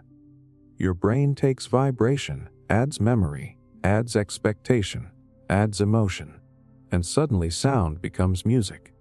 Without perception, those waves are just physics, no more musical than ripples on a pond. And that realization is unsettling. It means music is not an external thing waiting out there in the universe. It is something your mind constructs. A song exists as a physical possibility, but it becomes music only when a mind transforms it. Without minds, there may be only noise, not melody. Yet there is another side that complicates things. Composers write music on paper, notes, rests, and symbols arranged into a score. Even if no one plays it, the structure exists. It is potential music, like a seed waiting to grow. The ink on the page is silent, but the meaning is embedded, ready to be brought to life by a performer and a listener. So does that mean music exists even when no one hears it, as a kind of blueprint? Or does it only truly exist when the sound vibrates through someone's perception? Psychology adds another twist. Humans are wired to find patterns. Random noise can be interpreted as rhythm if you listen long enough. Your brain imposes order, hears beats that are not there, fills gaps with expected notes. This means music is not just waves in the air. It is also an active creation of the mind. Two people can hear the same song and experience it completely differently. One hears joy, another hears grief, which suggests that music is not a fixed thing in the world, but a collaboration between sound and consciousness. And here is the validating truth, that collaboration is what makes music powerful. It is not diminished by the fact that it needs a listener. It is elevated by it. A rainbow is light refracting through water, but without eyes to see it, it is just invisible light. That does not make the rainbow fake. It makes it a miracle of perception. In the same way, music is sound shaped into meaning through perception. Its reality is inseparable from the fact that it is felt, but the haunting question remains. If humanity vanished tomorrow, would music vanish too? The waves would still move, the vibrations would still happen. But would that be music, or just unobserved physics? Some would argue that music is an illusion of human minds, destined to disappear when we do. Others would say that the structure of music, the mathematical ratios of harmony, the patterns of rhythm, are universal truths that exist whether or not anyone hears them.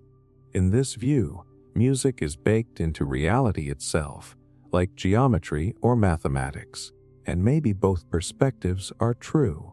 The raw structure of music might exist in the universe, hidden in ratios and patterns, like a silent code. But music as you know it, the way it makes your chest tighten, your eyes water, your feet move, only exists in the meeting point between vibration and mind. Without a listener, the code is there, but the song is not.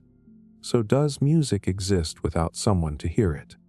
The unsettling but beautiful answer is yes and no. The waves exist, the structure exists. But the meaning, the experience, the thing you actually call music, only comes alive through perception. Music is both out there and in here, both physical and personal, both eternal and fleeting. And here is the tease to leave you with. If music only truly exists when it is heard, then maybe the same is true for everything meaningful in life. Beauty, love, even time itself. Maybe they are not external things, but co-creations between the universe and your mind. Which means the question is not whether music exists without someone to hear it, but whether anything you call real exists without someone to feel it. Patterns in chaos. Stand outside during a storm and watch the rain. It feels random. Drops splatter on the pavement in no order, lightning strikes in sudden flashes, wind whirls in unpredictable directions. Chaos, you think. Pure disorder. But what if that storm is not random at all? What if there is a hidden pattern, a structure so complex that your brain cannot see it? Could chaos itself just be order wearing a mask? The shock is that science has already uncovered hints of this. The field is literally called chaos theory, and it shows that many things you think of as random are actually governed by rules.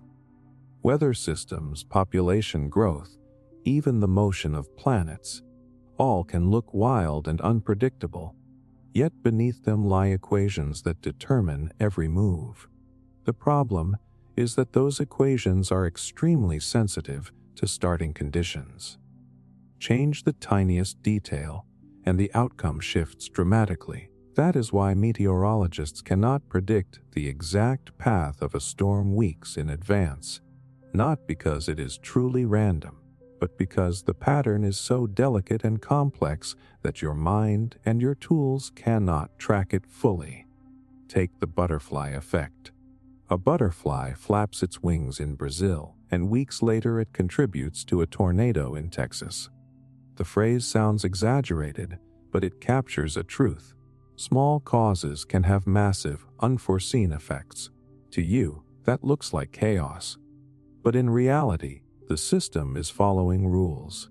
It is just that the rules amplify tiny differences until they become enormous.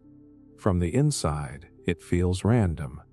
From the outside, it is patterned. Nature is full of examples where chaos hides order. Look at fractals. Zoom into the edges of a snowflake, or the branching of a tree, or the curve of a coastline, and you find repeating shapes at different scales. What looks messy from afar reveals structure up close. Even the irregular heartbeat, which might seem unhealthy, often follows a fractal rhythm that helps sustain life. So maybe chaos is not disorder at all. It is order so intricate that you do not yet know how to read it. But here is where the unsettling thought creeps in. If chaos is just pattern too complex for you to see, then maybe nothing in life is random. Every twist of fate, every accident, every coincidence could be part of an invisible order. That would mean free will is not as free as you think. Your choices, your mistakes, your surprises could be nodes in a web that was always there, playing out according to hidden rules.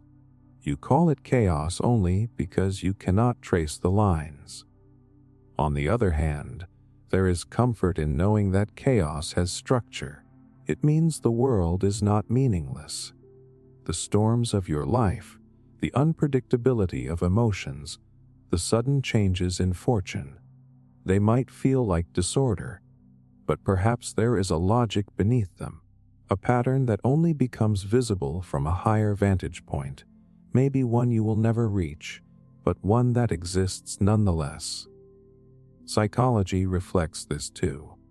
Your brain is a pattern-making machine. Faced with randomness, it tries to impose meaning.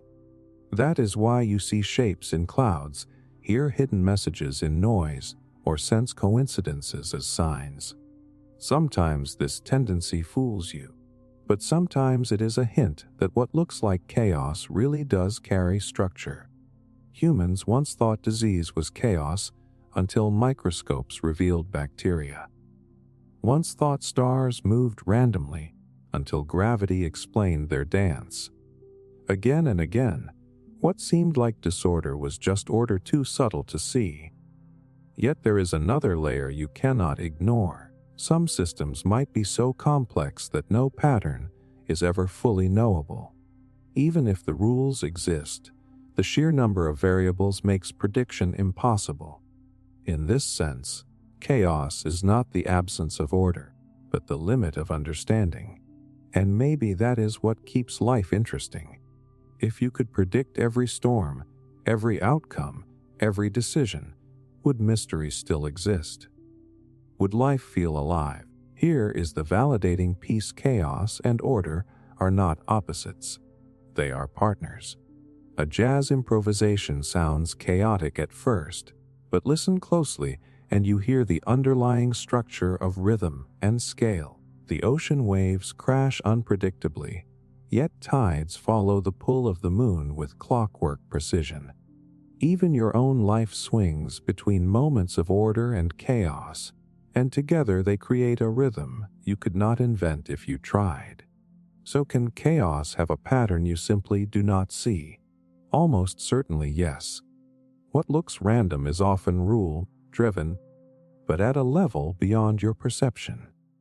The deeper question is whether discovering the pattern would even change anything. If you knew the secret code behind every storm, every accident, every heartbreak, would you want to? Or would stripping away the mystery take away the very thing that makes chaos beautiful?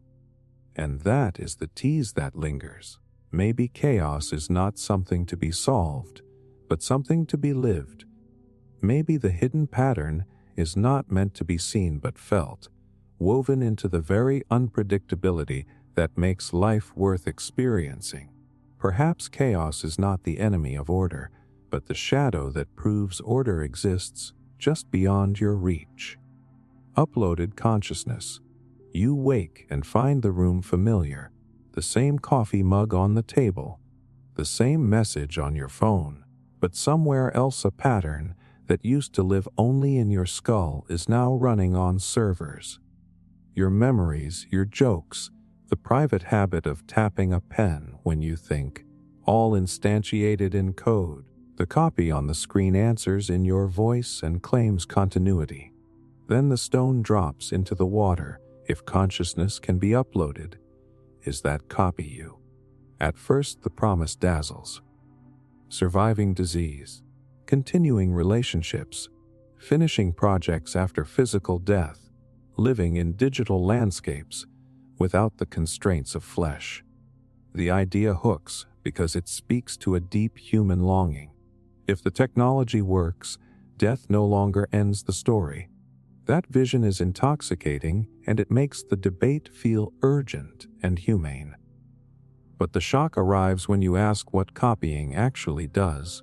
Duplicate a file on your computer and the original remains. Both processes run the same data, but they are distinct. Philosophers point out that the first-person perspective belongs to a particular causal history. If you create an exact pattern on silicon, from the outside, nobody could tell the difference. From the inside, the original stream of subjective experience may continue to end with the biological organism. The copy, however faithful, would start its own subjective timeline the moment it boots.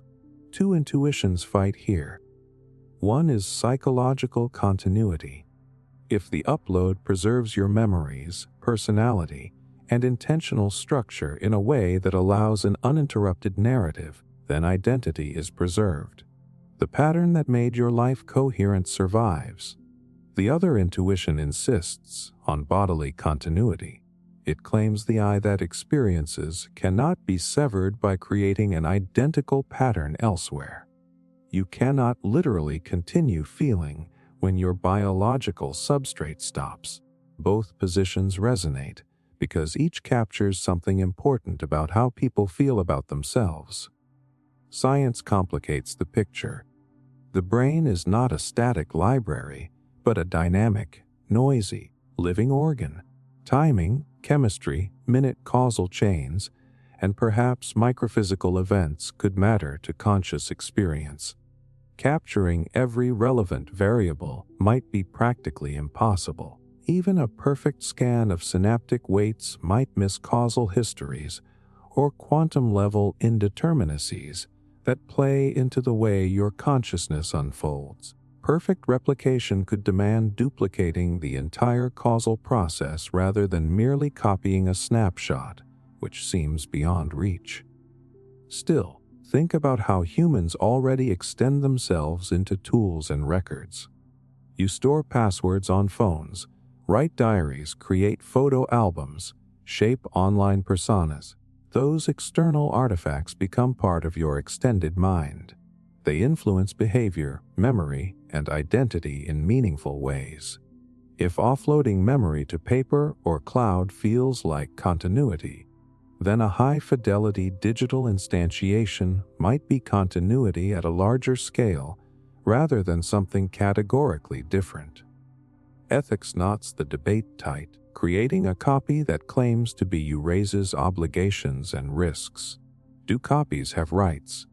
If the original dies after copying, does the copy inherit property, responsibilities, or relationships? Can you terminate a copy without moral cost? If multiple copies are made, which one gets legitimacy? The law and social norms are not prepared for beings who are both continuations and new persons. Without careful frameworks, uploads could be exploited, abandoned, or subjected to suffering. Multiplicity deepens the sting. Suppose the procedure creates 10 equally faithful copies. Each claims to be you and each has the same memories up to the moment of duplication. Practically, society would likely treat them as separate persons. Existentially, the loss of singular first-person continuity is profound. Much of how people experience their lives depends on uniqueness and the sense of a single continuous stream. Multiplicity turns survival into a branching tree of new lives rather than the continuation of one. There is consolation in pragmatic continuity. For many, the persistence of projects and relationships matters more than metaphysical purity. If a copy cares for your family, finishes your art, behaves according to your values, loved ones might accept it as a meaningful extension. Social life already tolerates discontinuities. Adoption organ recipients, memoirs, and institutions carry forward parts of persons without complete metaphysical identity. In practice, the world often values functional and narrative continuities more than metaphysical ones. Another perspective suggests identity is a bundle of processes and patterns, not a single unbroken thread. You are both the biological stream of subjective experience and a pattern instantiated in the world through your actions and artifacts. Under that view, an upload is not erroneous so much as another instantiation of a pattern that matters. Future architectures might enable networks of instantiations that synchronize memory and narrative, producing new forms of distributed continuity we cannot yet fully imagine. Yet for people who prize subjective continuity, the intuition remains raw. The idea that your subjective stream can be duplicated and the original terminated feels like losing the thing you most value. It presses on the visceral sense that survival must be first person, not a replica claiming your name. Some will prefer natural mortality to a copy that severs that stream. So is the copy you. The honest answer resists a simple yes or no. If you demand strict unbroken first-person continuity, then probably not. If you accept pattern, memory, relationship, and project continuity as sufficient, then perhaps yes. If you think in degrees, the upload sits somewhere between survival and successor, preserving much while losing an ineffable index of being. What matters most may be less metaphysical than social and ethical. What commitments will communities recognize? What rights will copies have? How will we care for beings that are continuations and new persons at once? The debate forces you to decide whether you value the persistence of a single stream, the survival of meaning through others, or the creation of meaningful continuations that act on your behalf. The thought will not let you rest easily. Whether copies are you in the deepest sense or meaningful successors, the question forces a reckoning with the things you value, the feeling of being, the projects you love, and the people who will remember you.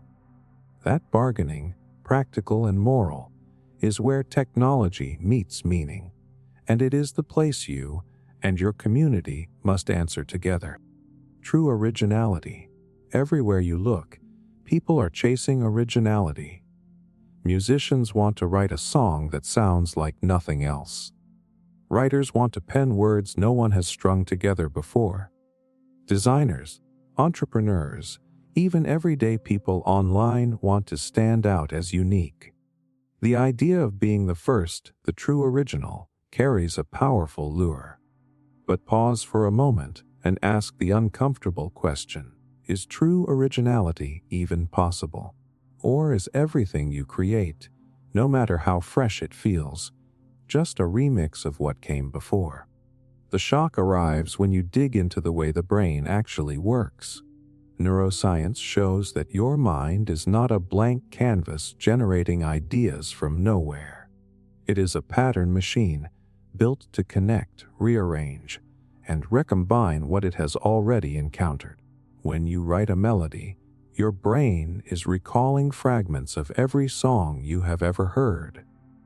When you tell a story, you are borrowing narrative shapes older than memory itself. Even inventions that feel radical, like the airplane or the smartphone, were built on centuries of prior discoveries. Originality, it seems, is never creation out of nothing. It is recombination. Think of language. Every sentence you speak is made of words you did not invent. Every word has a history, borrowed, modified, recycled. The most heartfelt declaration of love is stitched from syllables passed down for generations. Does that make it fake? No. But it does reveal that originality is not as absolute as you like to imagine. Art makes this clearer still. Picasso famously said, "Good artists copy, great artists steal." What he meant was not theft in the literal sense, but the reality that every artwork stands on the shoulders of what came before. Jazz borrowed from blues, which borrowed from African rhythms. Hip-hop samples records directly, turning fragments of the past into something that feels utterly new. Shakespeare's plays reworked old stories, and yet we call them masterpieces. The act of recycling is not a flaw, it is the engine of creativity. Here is the validating thought: originality does not have to mean creating from nothing. In fact, nothing comes from nothing. The Big Bang itself expanded from prior states we still do not fully understand. In the human domain, what you call original is the novel arrangement of familiar pieces.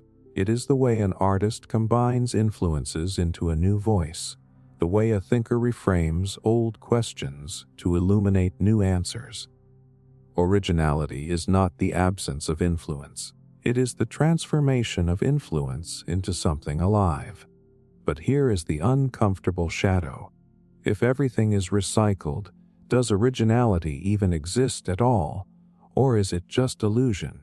Maybe the songs you love, the stories you tell, even the thoughts you claim as your own are echoes in new clothing. That idea can feel defeating, like being trapped in an endless loop. Are you just repeating, dressing up old ideas and mistaking them for new? And yet, think about DNA. Every human shares 99.9% of the same code. From a distance, you are recycled matter and familiar sequences, and still, no two humans are the same. Within tiny variations emerges infinite uniqueness. That is how creativity works too. You might be drawing from the same pool of influences, but the arrangement, timing, and expression create something unrepeatable. Even if you tried, you could not replicate someone else's originality perfectly, because it flows from a different history of experiences, emotions, and choices. This is why originality feels real in practice. It is not absolute creation from the void. It is relative uniqueness. An idea feels original because in your time, in your context, it reframes what people thought they knew. When Einstein wrote about relativity, he was building on Newton and countless other thinkers. But his framing was so radical it changed everything. Originality, then, is not about being first in all of history. It is about changing perception now, and this truth can be liberating. If originality is not about inventing from nothing, you do not have to pressure yourself into impossible purity. You can embrace influence, remix, and transformation. You can recognize that your originality is the way you filter the world through your own life. Your upbringing, your pain, your joy, your perspective, no one else has that exact mix. That is where your originality comes from, not from escaping influence, but from embodying it differently. So is true originality possible, or is everything recycled? The answer depends on how you define it. If you mean absolute novelty, untouched by history, then no. Humans are not gods creating from nothing. But if you mean originality as a fresh arrangement, a new expression, a perspective that shifts how others see the world, then yes, originality is very real. It is recycled material given new soul. And here is the tease to leave you thinking. If everything is recycled, then maybe originality is not about what you make, but how you make people feel. The song, the story, the invention may borrow pieces from the past, but the experience it creates in someone's mind can be entirely new. Originality, then, is not about escaping influence. It is about transcending it. And maybe that is what makes it beautiful. The shape of time. Close your eyes and try to picture time. What comes to mind? Most people imagine a straight line stretching from the past behind them to the future ahead. A neat arrow, forward and unbroken. But that is only one way to picture it. Cultures, religions, and even physics paint very different shapes for time. And if you follow those shapes closely, you start to wonder whether time is even what you think it is at all. Here is the first shock. Linear time, the way you casually think about it, is not universal. Ancient cultures often saw time as cyclical. Farmers watched the seasons return again and again. Birth, growth, decay, death, and then renewal. The same story repeating endlessly. In Hindu philosophy, time is an infinite wheel. Universes created and destroyed in cycles that never end. For the Maya, great cosmic ages turned like gears in a clock, measuring eras far larger than any human life. To them, time was not a line but a circle. Then science entered and complicated things even further. Physics suggests time does not neatly fit your everyday intuition. In Einstein's relativity, time bends and curves depending on gravity and speed. Near a black hole, time stretches out almost endlessly compared to elsewhere. Astronauts traveling close to the speed of light would age slower than those on Earth. Suddenly, time looks less like a flat arrow and more like a warped fabric, twisted by matter and motion. And yet, at the smallest scale, quantum mechanics muddies the water even more. Some interpretations suggest time might not even be fundamental. It could be an emergent property, something that only appears when particles interact in certain ways. That idea is almost unbearable to think about, because it means time might not be a river flowing at all. It might be a shadow cast by something deeper we do not yet understand. Now here is where it gets personal.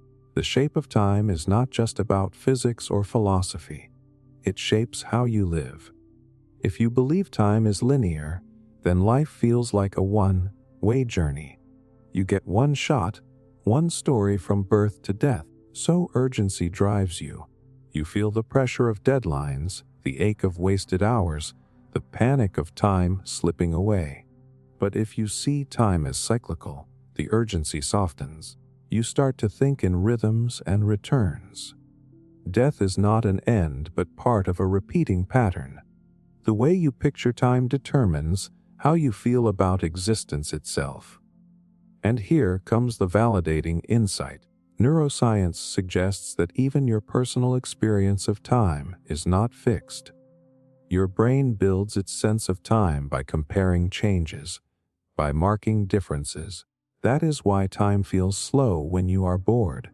Your brain is not recording many new changes, and it flies when you are engaged, when novelty floods your memory. In a sense, time does not just have one shape in the universe. It takes on different shapes depending on how you live and perceive it. But let us push further. Philosophers ask whether the past, present, and future all exist simultaneously, like pages in a book. From this perspective, time might be block-shaped, a solid where every moment is equally real.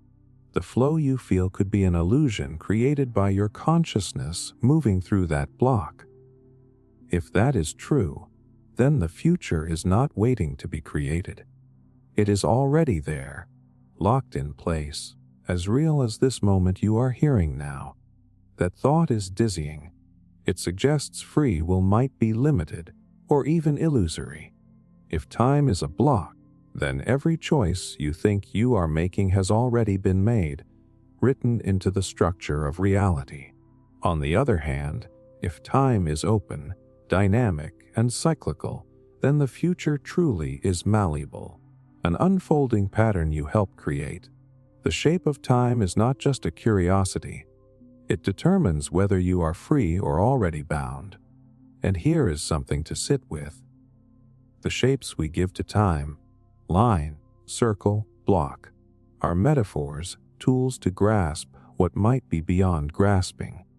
They reveal more about the human need for narrative than about reality itself. The universe does not owe you a shape that makes sense to your imagination. It may be stranger than circles or lines, stranger than anything your brain can sketch. So what shape is time? A line, a circle, a block, or something stranger still? Maybe it is all of these depending on the scale you look at. Linear in your daily life, cyclical in the rhythms of nature, curved in the fabric of spacetime, emergent and shape, shifting at the quantum level. The shape of time might not be one geometry, but a college of perspectives, each true in its own domain. And the tease that lingers is this: if you could step outside your own perception, if you could hold time in your hands like an object and see its real form, would you even recognize it? Or would it be as ungraspable as a color you have never seen? Perhaps the true shape of time is not something you picture, but something you live, moment by moment, without ever seeing the whole. Infinite versions of you. There is a vertigo in thinking that every moment you hesitate might split reality. You stand at a choice. One decision pushes you left, another nudges you right, and somewhere a branching cosmos blooms. That is the many worlds idea. Every possible outcome spawns a new universe. So the question lands hard. If every choice creates a new universe, is you infinite? At first the idea feels intoxicating. You are not a single fragile thread, but a forest of selves. Somewhere out there a version of you became an astronaut. Another stayed in the same town. Another forgave when you could not. The comfort is immediate. Loss feels less absolute. The life you wish you had might exist on some branch. Many worlds feeds a fantasy of endless second chances. But here is the shock. Multiplying universes does not multiply you in the way you mean. Philosophers distinguish numerical identity from counterpart relations. Creating a branch does not make that branch numerically identical to you. It is a distinct entity, that shares history up to the split and then diverges. From its own first-person perspective, it will feel like you. But your conscious stream here does not teleport into those branches. The infinity of versions is not a rescue for your first-person experience. That distinction matters because human survival is tied to the feeling of being the same person over time. When your child is born, you feel responsibility because you expect continuity. If every choice spawns infinite counterparts, responsibility becomes messy. Which branch is morally you? If a version makes a bad decision elsewhere, does it stain your identity here? Most ethical frameworks assume a single line of responsibility, so branching complicates blame and praise. Science adds constraints. The many worlds interpretation of quantum mechanics is a serious proposal that avoids collapse by letting outcomes branch. But scaling microscopic quantum splits to macroscopic choices is contested. Whether undecided forkings at the level of neurons create separate universes for each decision is not settled science. Many physicists treat many worlds as a useful model rather than a literal guarantee of infinite selves. Even if branching happens, the number of branches explodes unimaginably fast. Combinatorial growth means there could be more versions of you than atoms in a planet, yet that does not make them accessible. Multiplying across many worlds does not grant you solace here. Your felt continuity does not multiply. For subjective survival to carry on, you would need a connection that shares consciousness across branches. And there is no mechanism for that in the standard picture. Still, there is a validating angle. Many worlds works as a potent metaphor. When you imagine roads not taken, you already create internal branches in your mind. Those imagined selves shape regret and motivation. Even without literal parallel universes, the multiplicity thought helps you take small choices seriously. It also expands moral imagination by asking you to consider versions of yourself making different choices and facing different outcomes. Philosophy supplies intermediate positions. Some endorse a counterpart theory, where you are not literally identical to counterparts, but related by similarity and causal history. Others treat identity as psychological continuity rather than an indivisible soul. If identity is defined by memory and connected narrative, then many worlds produces numerous counterparts, each with partial claims to being you. They are not you numerically, but they are your psychological relatives. Mathematics introduces the problem of measure. If infinitely many branches exist, asking what fraction contain a thriving you becomes ill-posed. Infinity breaks ordinary probability. Physicists attempt to impose measure rules to extract predictions from many worlds, but doing so requires extra structure. Without that, saying you are infinite loses predictive meaning. Infinity can be mathematically real and useless for making bets about your fate. There is a different infinity worth considering. Instead of literal duplication, think of the infinity of consequences. Each choice sets off causal chains that fan outward through society. A decision to speak kindly can ripple and eventually help someone who changes many lives. These causal ripples are not metaphysical clones, but they do multiply your moral influence across time. In that practical sense, your existence proliferates through impact rather than replication. Stories make this visceral. A choose-your-own-adventure book offers many endings, but your reading experience is singular. Each ending exists in the structure, but not in your consciousness. Many worlds may be similar. Branches exist, but your lived narrative occupies one thread. That is both consoling and devastating because it preserves singularity while acknowledging a grander structure you cannot inhabit. So is you infinite. If you mean literal first-person streams, splitting into a multiverse, probably not. Copies may multiply, but your felt continuity does not. If you mean counterparts that share history and resemblance, then yes, in a relational sense. If you mean influence and consequence, then absolutely your presence fans out far beyond your body. The question forces a moral choice. Do you want survival as replication or survival as enduring effects? Do you prefer infinite replicated instances or a single life that feels uniquely yours? That preference reveals what you value, quantity of instances or the quality of conscious continuity. The honest answer refuses the easy comfort of a simple yes. Multiplicity is real in some interpretations, but the infinity of you in the sense you likely imagine is philosophically and scientifically problematic. What remains powerful is the idea that choices matter. Whether you are one or many, each decision branches reality in meaningful ways. That is where responsibility and wonder lie.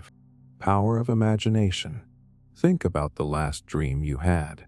In the moment it felt real. You walked through streets, spoke with people, even felt fear or joy. Then you woke up and realized it all happened inside your head. But here is the unsettling twist. If you felt it, if you reacted to it, if it shaped your emotions afterward, was that dream not a kind of reality? So the question sharpens.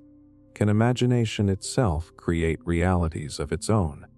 The first shock comes from neuroscience.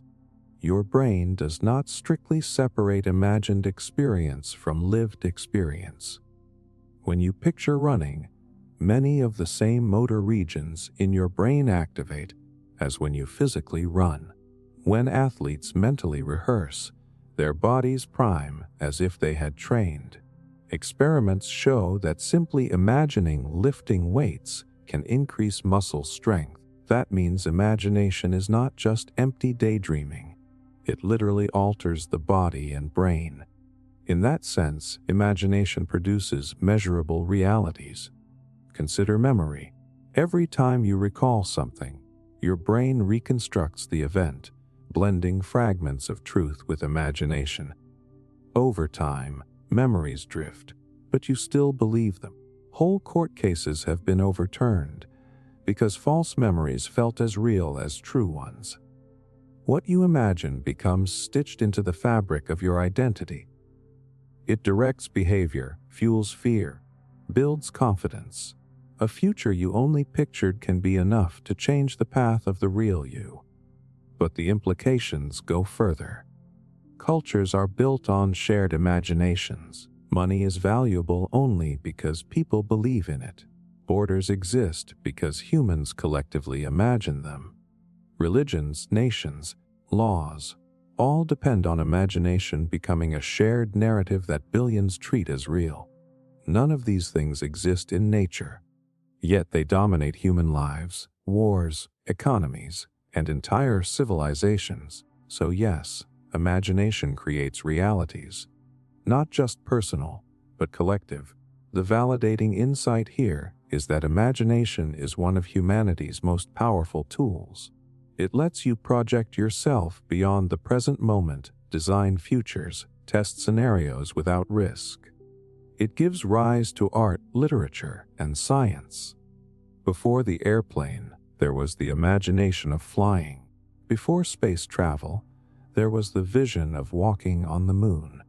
What begins as a private hallucination can become physical reality through persistence and collaboration. Imagination is the blueprint stage of reality making.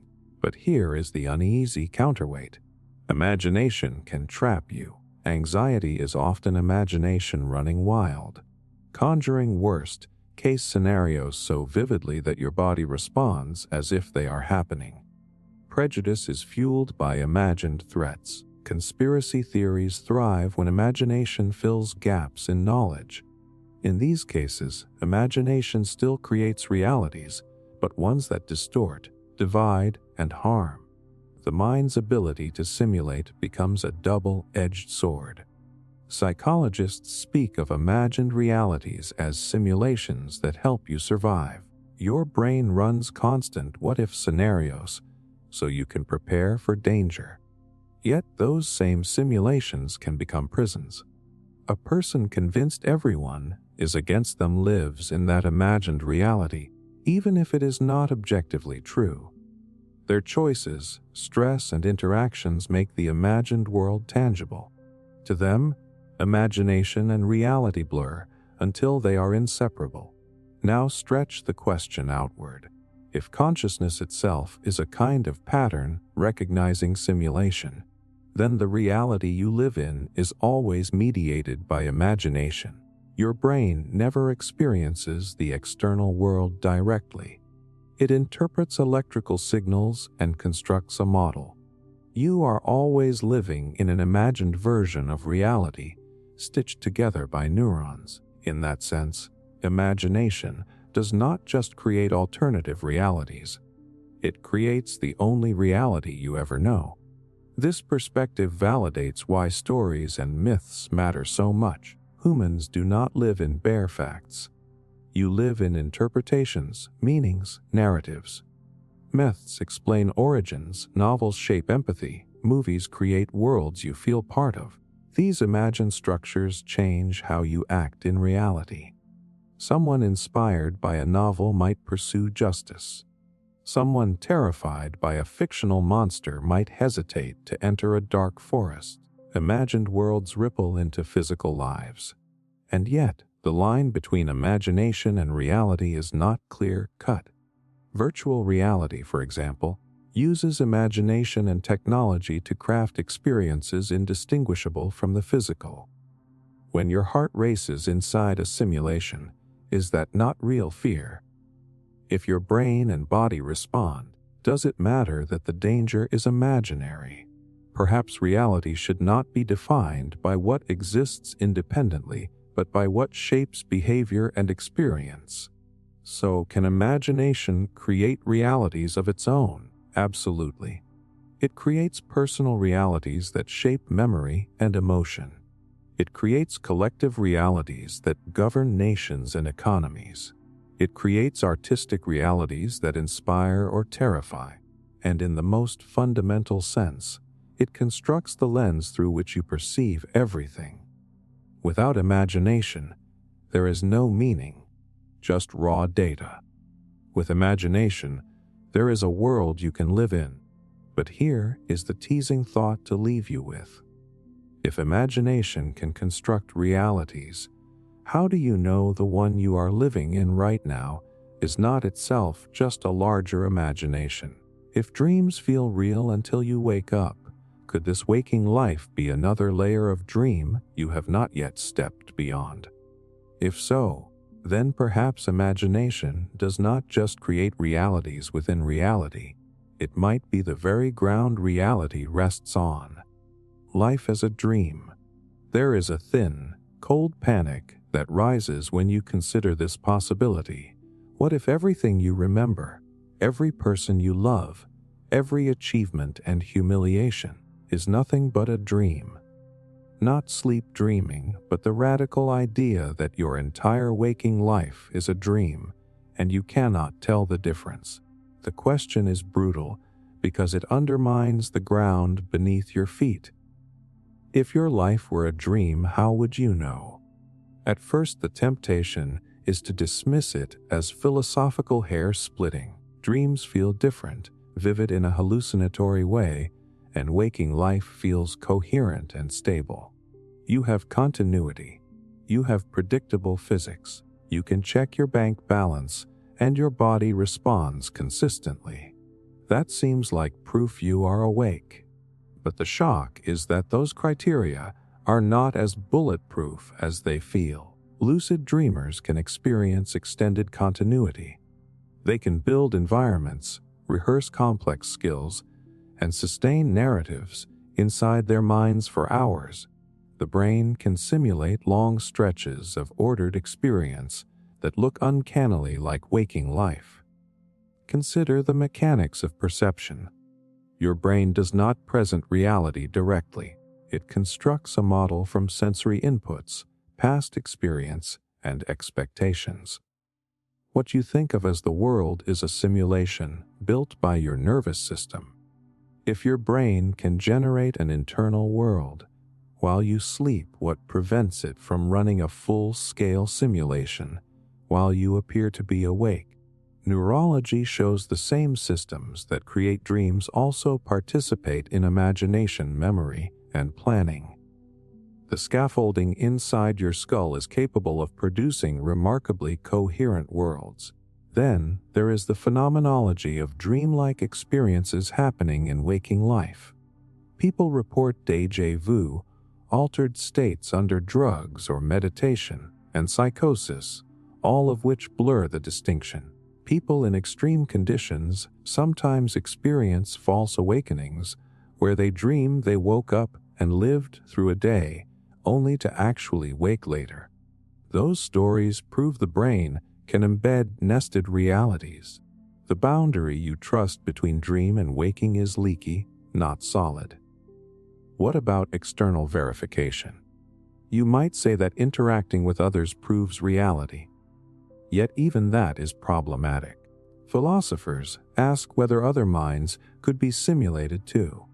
If every face in your life is part of the dream, they could respond with consistent patterns that match waking social exchange. Technology adds another wrinkle. Imagine an advanced simulation that feeds you responses designed to sustain the illusion. The test of consistency then fails because a perfect or sophisticated simulation can reproduce intersubjective checks in ways that fool you. Science adds a further twist. Some theories of consciousness propose that subjective experience could be instantiated in multiple substrates. If so, a dream could be as robust as a brain running on silicon. The material substrate would not be the decisive factor, pattern and process would be. That makes it harder to dismiss dream scenarios by appeal to biology alone. If a pattern that feels like you can exist in a dream substrate, the lived experience carries the same force. Still, there are validating counters. Pragmatically, you trust waking life because it offers intersubjective verification. You and others agree on measurements. You can leave notes and find them later. You can build technology that predicts outcomes. Those checks anchor you. If you smash a cup and it stays broken, its continued brokenness over many interactions is strong evidence of persistent reality. Dreams rarely offer such persistent records across sessions. That difference matters in practice, even if it does not settle metaphysical doubt. Ethically, the question matters. If your life were a dream, would your choices matter? Many fear nihilism. But whether dream or not, your actions shape experience. The suffering you cause or relieve is present to you. The moral weight does not evaporate because your ontology shifted. In fact, some traditions argue that whether dream or reality, the quality of your actions remains central. Karma, compassion, responsibility appear meaningful even within dream metaphysics. There is also an existential sting. Even if you cannot prove you are not dreaming, you still feel longing, love, loss. Those feelings have texture and consequence. They determine how you behave. The life lived under the hypothesis of dreaming still demands courage, kindness, and attention. In practice, most people behave as if their experiences matter, because behavior that treats experiences as unreal leads to detachment and dysfunction. That pragmatic validation keeps societies intact. It is a social hedge against radical skepticism. So how would you know? You might never know for absolute certainty. The epistemic gap is real, but you can adopt strategies to narrow it. Seek consistency. Rely on repeatable evidence. Build intersubjective checks with others. Keep records external to your mind. Anchor yourself with practices that reduce suggestibility. Those are not metaphysical proofs, but practical hedges against solipsism and illusion. And here is the teasing twist to leave you with. Maybe the point is not to solve the dream hypothesis, but to use it as a lens. If life could be dreamlike, then you are urged to examine how you live, how you value moments, and how you respond to suffering. The dream question becomes a tool for reevaluating priorities. Whether or not life is literally a dream, the insight that perception constructs reality can inspire humility and presence. There is another subtle consolation. The fact that you care about whether your life is real is itself evidence the experience matters. Caring produces attention, and attention changes outcomes. Even if absolute certainty about wakingness is out of reach, your concern makes you act as if your life matters. Those acts create consequences that affect others. In that sense, your life gains reality through relationships and practice. In the end, you may never have a decisive test. Certainty about being awake may be beyond epistemic reach. But certainty is not required to live well. The fact that you fear dreaming shows attachment and engagement. Acting with integrity under uncertainty is the most practical answer to the problem. Whether life is a dream or not, the way you treat people, the compassion you show, and the projects you pursue will ripple outward. That ripple is as real as any metaphysical proof you could hope to find. Numbers without minds? Think about the number 3. You can see it in your mind right now. 3 fingers held up, 3 knocks on a door, 3 stars shining in the night sky. Simple, familiar, solid. But here is the riddle hiding underneath. If there were no humans, no minds at all to count or name things, would the number 3 still exist? Or is it only real because you are here to think it? The shock is that philosophers and mathematicians have argued about this for centuries, and there is still no final answer. On one side you have the Platonists. They claim numbers exist independently of minds. 3 is not just a label you slap on objects.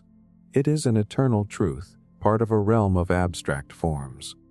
Even if every human vanished, 3 stones would still sit on the ground, and the concept of 3 would remain true whether anyone noticed it or not. To a Platonist, numbers are discovered, not invented.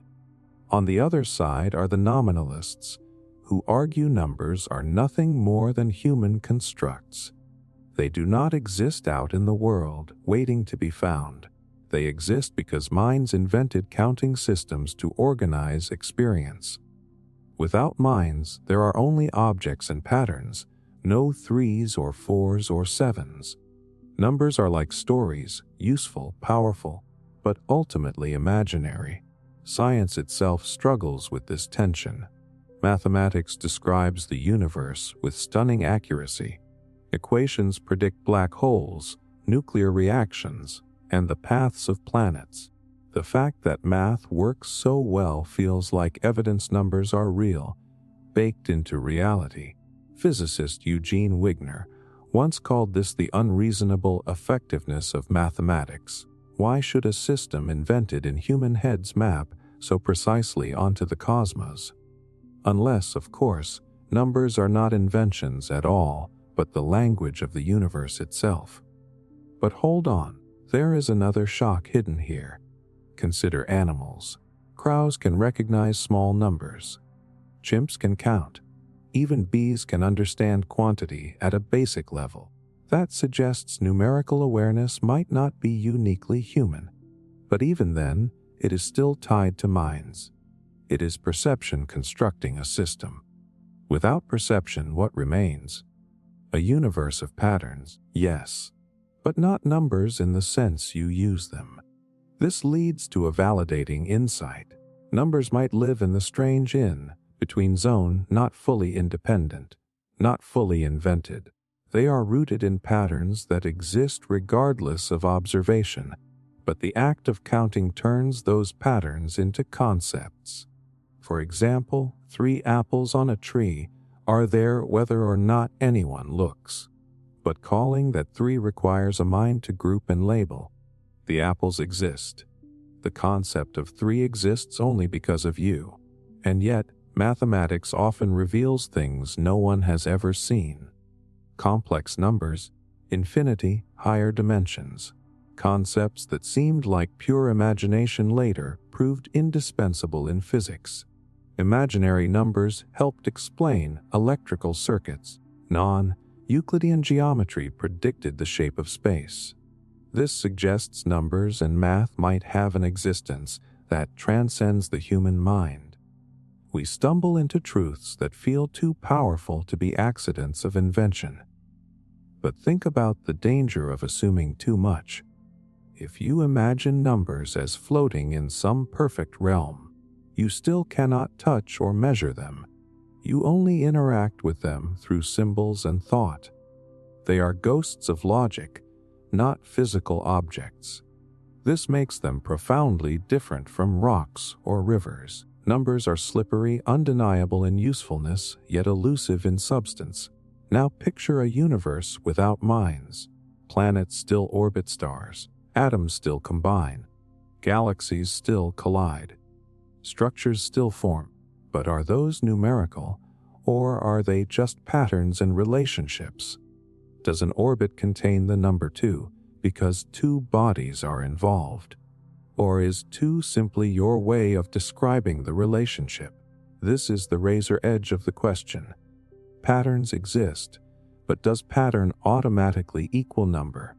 Your answer reveals how you see reality itself. If you believe numbers are fundamental, then the universe is mathematical at its core. Minds did not invent math. They tapped into it, like archaeologists uncovering hidden architecture. But if you believe numbers are constructs, then math is a brilliant human lens, not the foundation of existence. The universe would still function without numbers. It would simply not be described in that way. And here is the tease that will not let go. Suppose minds vanish tomorrow. The stars keep burning. The planets keep orbiting. Would it be true to say there are still 8 planets circling the sun? Or is that statement meaningless without someone to count? If numbers exist independently, then yes, the count is real whether noticed or not.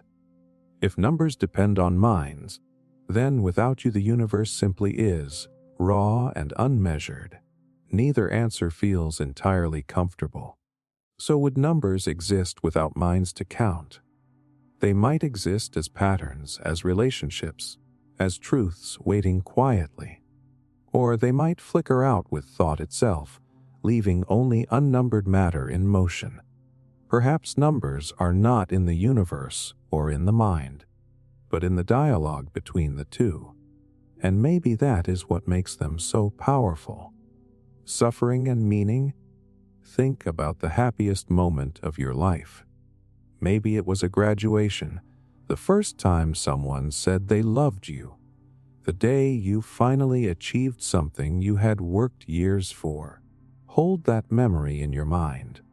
Now imagine feeling that way every single day, without effort, without struggle, without ever having to endure pain to get there. At first it sounds perfect, but the unsettling question is this: if joy were endless and effortless, would it still mean anything? Here is the first shock. Neuroscience shows that your brain does not respond to pleasure in isolation. It responds to contrast. The neurotransmitter dopamine spikes not when you have a reward, but when you anticipate one, when you overcome an obstacle, when effort finally pays off. In other words, the joy you feel is inseparable from the struggle that came before it. Without suffering, the very mechanism of pleasure loses its spark. An unbroken stream of happiness becomes flat, indistinguishable from nothing at all. History gives us proof. Look at the paradox of people who win the lottery. Studies show that after a burst of euphoria, many return to baseline happiness levels, some even sinking lower than before. Why? Because when everything comes easily, victories no longer carry weight. Struggle is erased, and with it, meaning. In contrast, people who endure hardship, refugees rebuilding their lives, survivors of illness, athletes battling injury, often report deeper appreciation, stronger gratitude, richer purpose. Their joy is framed by suffering, sharpened by it. But validating this idea does not mean glorifying pain. Suffering in itself is not automatically meaningful. Trauma can break people. Some pain crushes rather than builds. What makes suffering matter is how it is integrated. Psychologists call this post-traumatic growth, the process by which people find strength, perspective, or purpose after enduring hardship. It is not that suffering guarantees growth, but that growth often requires passing through suffering. Without the dark, the light does not stand out. Look at art. Some of the most powerful works ever created came from suffering. Beethoven composed while losing his hearing. Frida Kahlo painted from her hospital bed. Dostoevsky wrote about despair while surviving imprisonment and exile. Their pain did not destroy their meaning. It fueled it. The human story resonates most where it confronts suffering and transforms it into beauty, insight, or connection. Without pain, much of what moves us would not exist. Even ordinary life reveals this pattern. Think about love.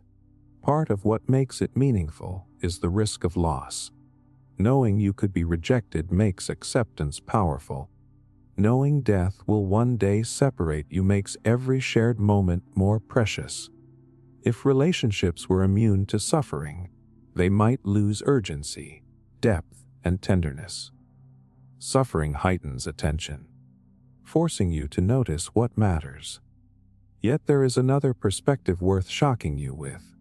What if meaning does not require suffering, but contrast? Imagine a being who only knew pleasure, with no concept of pain. That being might not even recognize its state as pleasure. It would simply be existence. Meaning emerges not because suffering is noble, but because difference creates awareness. To see joy, you must have known sorrow. To value health, you must have felt illness. It is not the suffering itself, but the contrast it provides that anchors meaning. And this is where philosophy complicates things. Buddhist thought argues that clinging to pleasure and resisting suffering both create cycles of dissatisfaction.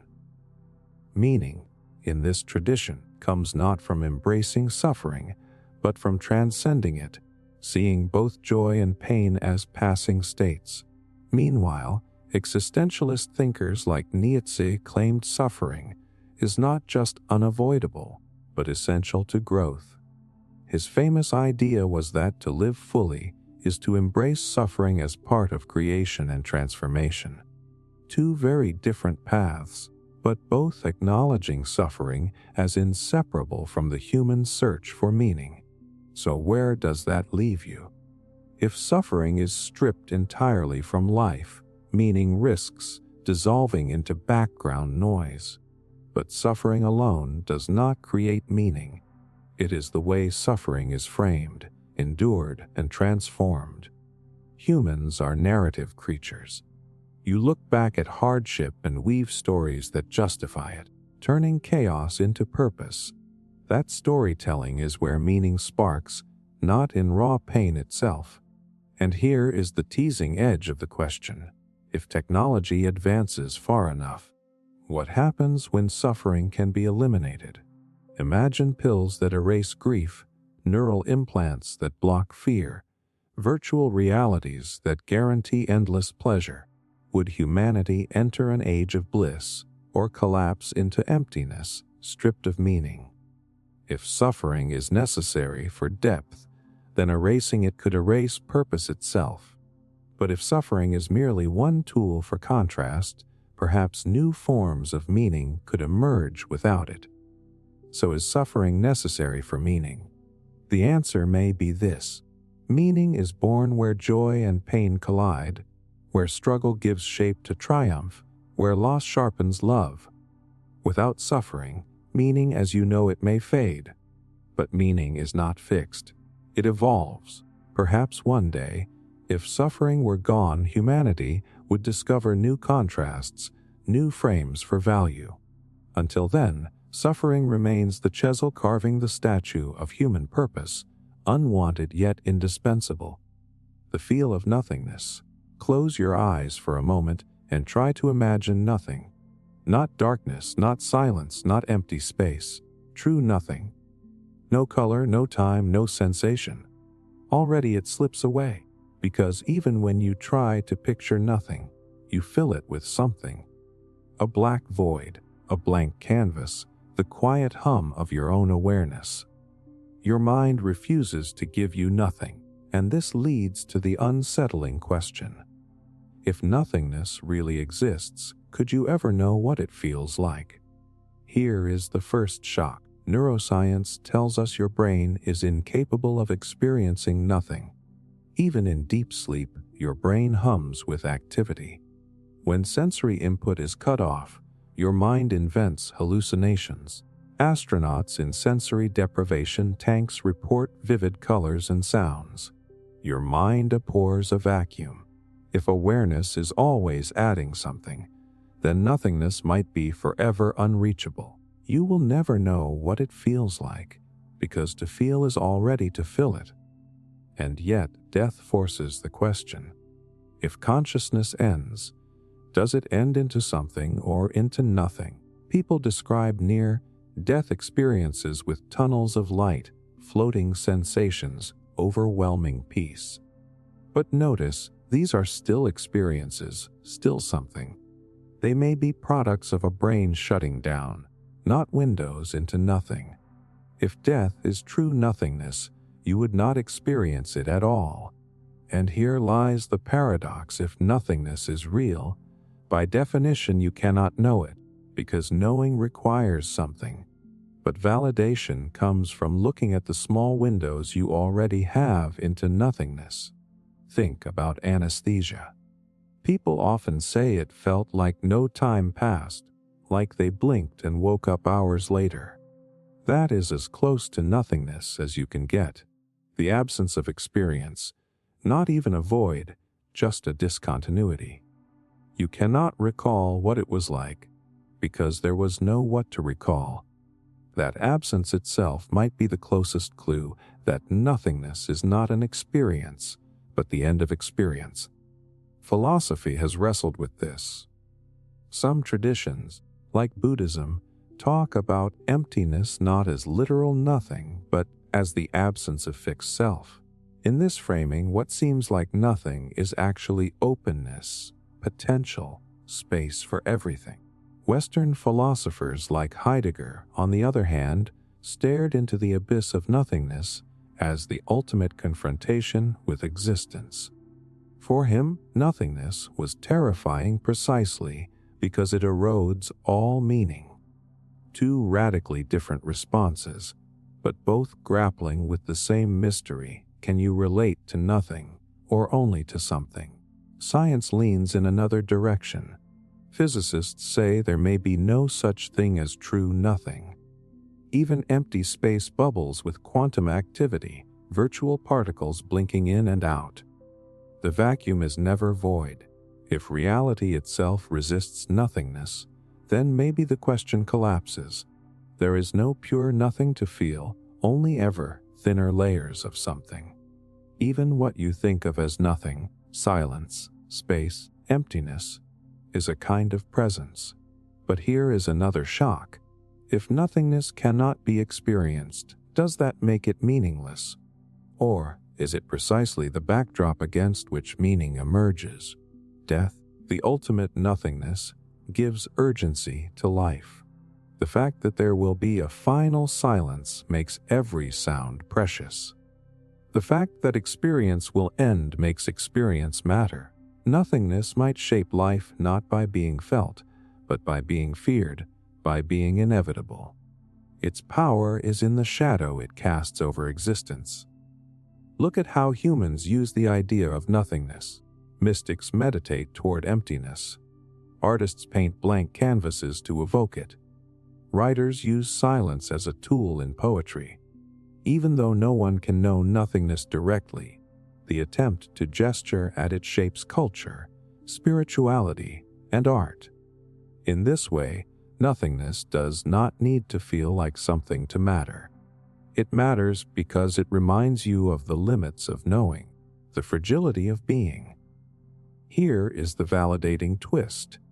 You cannot know if nothingness feels like something, but the very act of trying to imagine, it teaches you about the boundaries of consciousness. It reveals how your mind clings to sensation, how you fill gaps with images, how terrified you are of absence.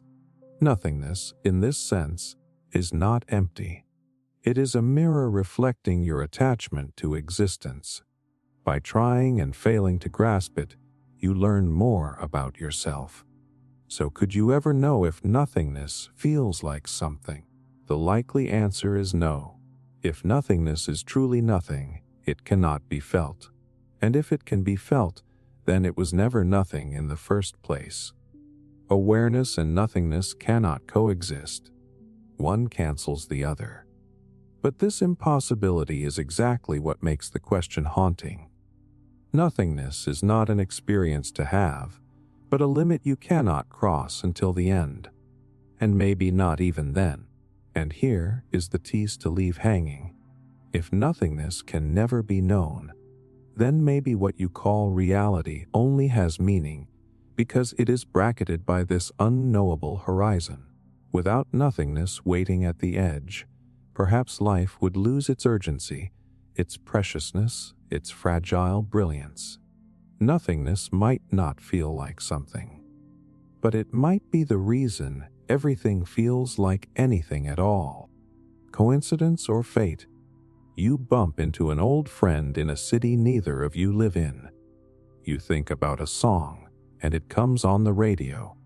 You dream of a number, and the next day it shows up on a lottery ticket. When these moments happen, they feel electric, like the universe is winking at you. The question is, are coincidences just math playing tricks, or do they actually mean something? Here's the shock. Statistically, improbable events are not as rare as they feel. The birthday paradox is a perfect example. In a room of just 23 people, there's a better than 50% chance that two will share the same birthday. Your intuition screams that should be impossible, but math proves otherwise. When the universe throws billions of dice every second, conversations, movements, decisions, the odds of weird alignments skyrocket. Coincidences are inevitable in a world of massive numbers. But the story does not end with probability, because while math explains how coincidences occur, it does not explain why they feel so significant. Psychologists point out that humans are pattern-seeking machines. Your brain evolved to find connections, because noticing patterns kept your ancestors alive. See rustling grass and connect it to a predator, and you survive. That same instinct now makes you spot patterns in random events. Coincidences light up the brain's reward systems, giving you a hit of dopamine when you think you've uncovered hidden meaning, and yet dismissing coincidences as just math misses the deeper psychological truth. Meaning is not only about objective reality, it's about subjective experience. If a coincidence inspires you, pushes you to make a decision, comforts you when you are lost, then it does mean something, at least to you. For example, two strangers meet on a plane, discover they share the same rare birthday, and end up marrying years later. Was the shared birthday cosmic destiny, or just probability? Mathematically, it's probability. But in their story, it becomes destiny, Carl Jung called this synchronicity, the idea that coincidences can feel charged with meaning beyond mere chance. He wasn't arguing that physics bends to fate. He was pointing out that humans live in stories, and stories turn coincidences into signposts. If you are searching for purpose and then stumble on a perfect coincidence, it can feel like the universe handing you a clue. That perception alone changes your life. Consider how often coincidences guide major choices. Someone might think of an old teacher, run into them that week, and decide to pursue a dream they'd buried. Another person might hear the same phrase from 3 unrelated people in a day and take it as a message. Were those events orchestrated by the cosmos? Probably not, but the interpretation gave them courage to act. And once they acted, reality changed. The coincidence became meaningful through consequences. There's also a cultural dimension. Different traditions interpret coincidences differently. In some cultures, seeing the same animal repeatedly is considered a spiritual sign. In others, numbers carry symbolic weight. 1111 on a clock, for instance, is treated as a mystical alignment. These interpretations vary, but they highlight the same truth. Humans don't just experience coincidences, they weave them into frameworks of meaning. So what should you believe? Are coincidences whispers of fate or random math in motion? The validating answer is that they are both, depending on how you look. From the outside, they are predictable products of probability. From the inside, they are opportunities to create meaning, and maybe that is the point. Coincidences are raw material. Whether they mean nothing or everything depends on what you do with them. Think about it this way. Life is full of random noise. Most of it washes past unnoticed. But sometimes the noise lines up in a way that feels uncanny, and you pay attention. That moment of attention sharpens your awareness. You pause, reflect, re-evaluate. That shift itself is meaningful. Even if the coincidence was random, your response to it creates ripples. Coincidence is the universe giving you raw clay, and meaning is the sculpture you carve from it. And here's the tease that lingers. What if coincidences are more than just probability and perception?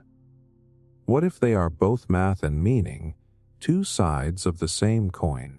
Maybe randomness itself is the stage where humans project stories, and maybe those stories shape reality as much as statistics do. After all, every great movement, invention, or relationship begins with chance encounters. Was that coincidence meaningless? Or was it the spark of something greater? So are coincidences just math, or do they mean something? They are math, yes, but they are also meaning, because humans cannot help but turn patterns into purpose. And maybe that is not a weakness of the mind. It's the very thing that makes life feel alive. Shared thoughts. You have probably had a moment where someone finished your sentence before you spoke, or you thought of calling a friend, only to see their name already lighting up your phone. Those small flashes feel strange enough. But now stretch that idea further. Imagine two minds sensing so perfectly that every thought, every memory, every intention is mirrored in the other. If that happened, are they still two beings, or has the line between them dissolved? Here comes the first shock. Neuroscience is already flirting with this possibility. Experiments with brain-computer interfaces have allowed signals from one brain to be transmitted directly into another. In some labs, people have cooperated on tasks without speaking, their brains linked through electrodes and computers. It is crude and limited, but it proves a principle minds can synchronize more directly than conversation. If technology advances, the divide between my thoughts and your thoughts could start to blur. But even without wires, something similar happens every day. Social psychology shows that when people spend a lot of time together, their neural patterns begin to sync. Couples who have been together for decades often develop similar brainwave responses when shown images or told stories. Teams working in harmony show synchronized brain rhythms during collaboration. Mirror neurons fire when you watch someone perform an action, as if your brain is running their script. Your mind is not locked in your skull. It resonates with others. So if two people sensed completely, what would separate them? They would share memories, emotions, intentions. If you knew exactly what I was feeling at the moment I felt it, if my joys and fears were instantly yours, could you still claim we are different beings? Or would we be one consciousness stretched across two bodies? Here's the validating twist: individuality is not as solid as it feels. Think about how identity already blurs. Parents and children mirror each other's emotional states. Friends finish each other's jokes. Lovers move in synchrony without thinking. Even language itself is a shared medium. You think with words you did not invent, shaped by cultures and communities that came before you. Your separate self has always been porous, always entangled, but there is still a boundary that matters. Separate bodies bring separate perspectives. You may sync in thought, but your vantage points remain unique. One body feels hunger, the other feels thirst. One sees the sunrise, the other watches the sunset. Even if your thoughts aligned, your experiences would still emerge from two different streams of perception. This difference may be enough to preserve individuality, even in perfect sync. Still, the idea unsettles your sense of what it means to be you. Philosophers often define identity by continuity of consciousness, the chain of memory and awareness linking past to present. If two people share that entire chain perfectly, they now have the same self-story. By that definition, they are not separate anymore. They are a merged being living in two vessels. Consider twins. Identical twins often report uncanny similarities, finishing each other's thoughts, feeling distress when the other is hurt miles away. Science explains much of this as genetics and environment, but the subjective experience is that of shared mind. Push that to an extreme, and the line between two selves might vanish altogether. But here's the counter shock. Even if thoughts sync, will choice and freedom may still remain distinct. Imagine two pianos tuned perfectly to the same note. Striking one makes the other resonate, but they are still separate instruments. Maybe since minds work like that. Thoughts mirror, emotions ripple across both, but individuality remains in the capacity to act separately. Being in sync does not erase being. It simply deepens connection. And here is where meaning enters. Many people spend their whole lives searching for someone who understands them so deeply that no words are needed. Perfect sync might be the ultimate intimacy, finally being seen, fully and instantly, but it might also be terrifying. Without privacy of thought, where is autonomy? Without difference, where is growth? Sometimes it is the friction between minds, not the fusion, that creates richness. The tease at the edge of this question is whether consciousness is fundamentally individual at all. Some theories suggest mind is not a private bubble, but a field, something that flows and connects. If that is true, then sync is not an exception, but a glimpse of the underlying reality. That separation is partial, that minds are already entangled more than you realize. Perhaps sensing thoughts perfectly would not erase individuality, but reveal that it was never absolute to begin with. So are two people still separate if their thoughts sync completely. It depends on how you define self. By body, yes, they remain two organisms. By perspective, maybe, they still inhabit different vantage points. By memory and thought, perhaps not. Perfect sync could mean emerging into one extended consciousness. The unsettling truth is that individuality may not be a clear line at all, but a spectrum, one that shifts with connection, intimacy, and resonance. And maybe that is the point. You are never entirely separate, never entirely merged. You are threads in a web, distinct but woven. Perfect sync does not erase that web. It simply tightens it until you feel the strands more clearly. The mystery is not whether two sensed minds are one or two. The mystery is that being one and being two might not be opposites at all. Infinite possibility. Stand still for a moment and think about how many different futures branch out from this single instant. You could keep listening, you could pause, you could close this video, you could stand up and walk away. Every second seems to open into countless choices, countless paths, countless possibilities. It feels endless, like the universe is a tree branching forever. But here is the question that twists the mind. Is possibility truly infinite? Or are there limits hiding just beyond what you can imagine? The first shock is that science already whispers about boundaries. Physics tells us the universe has laws, and those laws restrict what is possible. You cannot move faster than light, at least not according to our current models. You cannot build perpetual motion machines. You cannot be in two physical places at once. These limits are not negotiable. They are written into the very fabric of reality. Possibility may feel infinite from the inside, but the structure of the cosmos fences it in. But just when you think the fence is clear, quantum mechanics rips a hole through it. At the quantum level, particles seem to exist in multiple states at once, probabilities instead of certainties. The infamous double-slit experiment shows that outcomes change based on observation. Some interpretations suggest every possible outcome exists in parallel, branching universes spinning off with every quantum event. If that is true, then maybe possibility really is infinite. Every option plays out somewhere.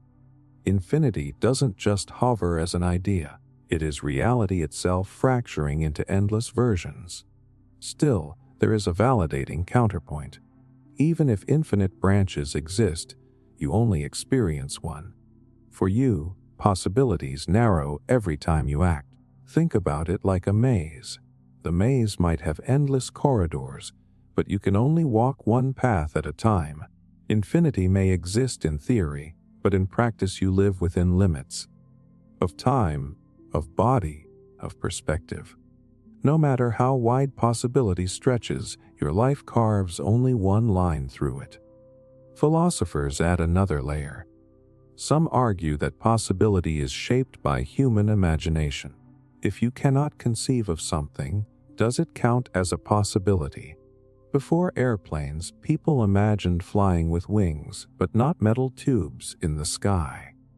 Once imagination caught up, the impossible became possible. That means the horizon of possibility might be bounded not just by physics, but by what minds can dream. And, since imagination itself may have limits, perhaps possibility is finite, only masquerading as infinite. But there is another shock. Infinity itself is slippery. Mathematicians show that there are different sizes of infinity, countable and uncountable, bounded and unbounded. If even infinity has varieties and shapes, then possibility might too. Maybe there are infinite choices within a system, but the system itself has edges. Think of a video game. Inside the game, the combinations of moves feel endless. But they all unfold within code, a hidden boundary you cannot see. Perhaps reality is like that. limitless variety inside a finite frame. Here is where meaning sneaks in. If possibility were truly infinite, then every action you take might feel diluted. Why does one choice matter if all choices exist somewhere? But if limits exist, then your decisions have weight. They carve out paths that cannot be undone. Boundaries may be frustrating, but they give life urgency. If you could do everything, nothing would feel significant. The limit makes possibility meaningful. Consider your own body as proof.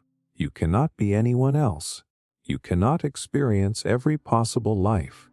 You are shaped by a unique mix of genetics, upbringing, and circumstance.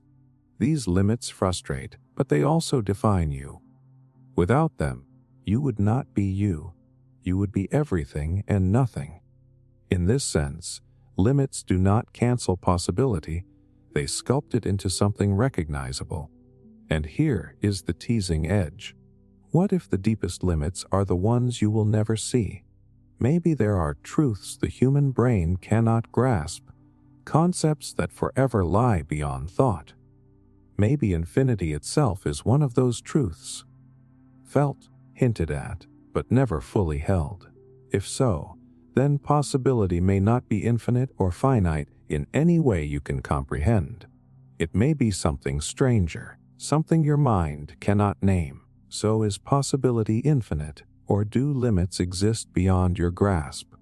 The unsettling answer is that it may be both. Infinite within boundaries.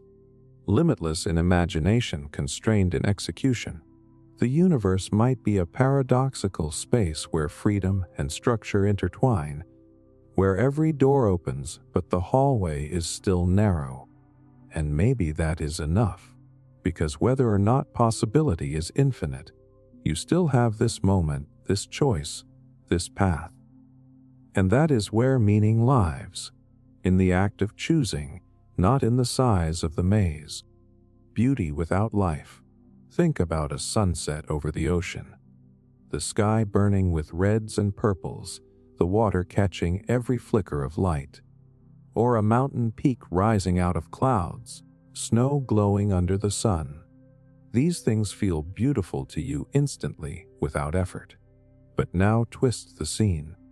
Imagine a universe with no eyes, no minds, no hearts to see that sunset or that mountain. Would beauty still be there, painted across the cosmos, or does beauty vanish the moment no one is around to notice?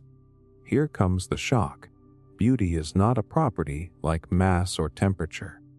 A rock weighs something whether or not you are there. A flame burns whether or not you feel its heat.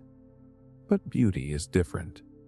Neuroscientists have found that when you see something you call beautiful, regions like the orbitofrontal cortex and the nucleus accumbens light up, releasing dopamine.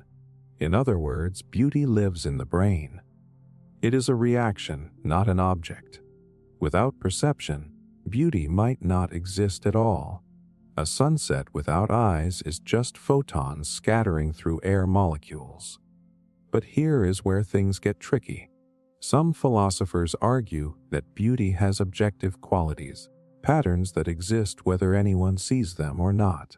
Symmetry, balance, fractals, harmony, these structures appear in nature and mathematics, independent of human observers. A spiral galaxy spins in perfect ratios, a flower grows in Fibonacci patterns, a crystal aligns into geometric perfection.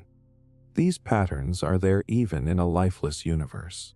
So maybe beauty is not invented by us, but discovered through us.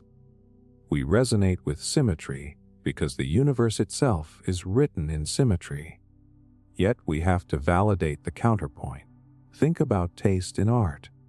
Some people find abstract paintings beautiful, others find them meaningless. One culture loves a piece of music, another finds it unpleasant. If beauty were purely objective, everyone would respond the same way. The fact that we argue about it suggests beauty is not a universal constant, but a subjective experience. In that sense, A lifeless universe has shapes and patterns, but without a mind to call them beautiful, they simply are. Still, the question lingers. If beauty requires perception, does that mean the universe was ugly until life evolved? That feels strange, almost arrogant, as if stars burned for billions of years in vain, waiting for humans to arrive and finally label them beautiful. Maybe the problem is in the definition. What if beauty is not a thing, but a relationship? The meeting of pattern and perception. Without perception, beauty does not disappear. It simply lies dormant, like music in a score unread until someone picks up the instrument, and there is another shock waiting. Some scientists suggest that beauty is tied to survival. We find fertile landscapes beautiful because they promise food and shelter. We find symmetry in faces attractive because it signals genetic health. In this view, beauty is not cosmic truth but evolutionary trickery, wiring your brain to chase what keeps you alive. If that is true, then in a universe without life, beauty is meaningless because beauty's whole purpose is to guide life towards survival. But here comes the twist. Mathematics exists whether or not anyone counts. The number 2 does not vanish if no one names it. Could beauty be the same? A kind of mathematical truth embedded in the structure of things. A rainbow is light refracting at precise angles. Those angles would still happen even if no one saw them. The arrangement is real, even if the reaction is not. So maybe beauty is half objective, half subjective. The universe provides the patterns, and life provides the awe. Think about it like this. A diamond crystallizes underground long before any eyes ever see it sparkle. Its lattice is precise, ordered, intricate. That order exists whether or not a human digs it up. But the shimmering fire of the diamond, the sense of wonder it sparks, that only appears when perception enters. So beauty may not exist without life, but the raw ingredients of beauty, the structures, the patterns, absolutely do. They are waiting, silent, until awareness lights them up. And here is the tease, the edge you cannot quite touch. Maybe beauty is not limited to human perception. What if the universe itself, in some way beyond our comprehension, experiences its own forms of resonance? What if beauty is not just in the eye of the beholder, but in the very fabric of existence, unfolding whether or not anyone watches? Or what if beauty is nothing more than an illusion, a story told by brains desperate to make survival feel poetic?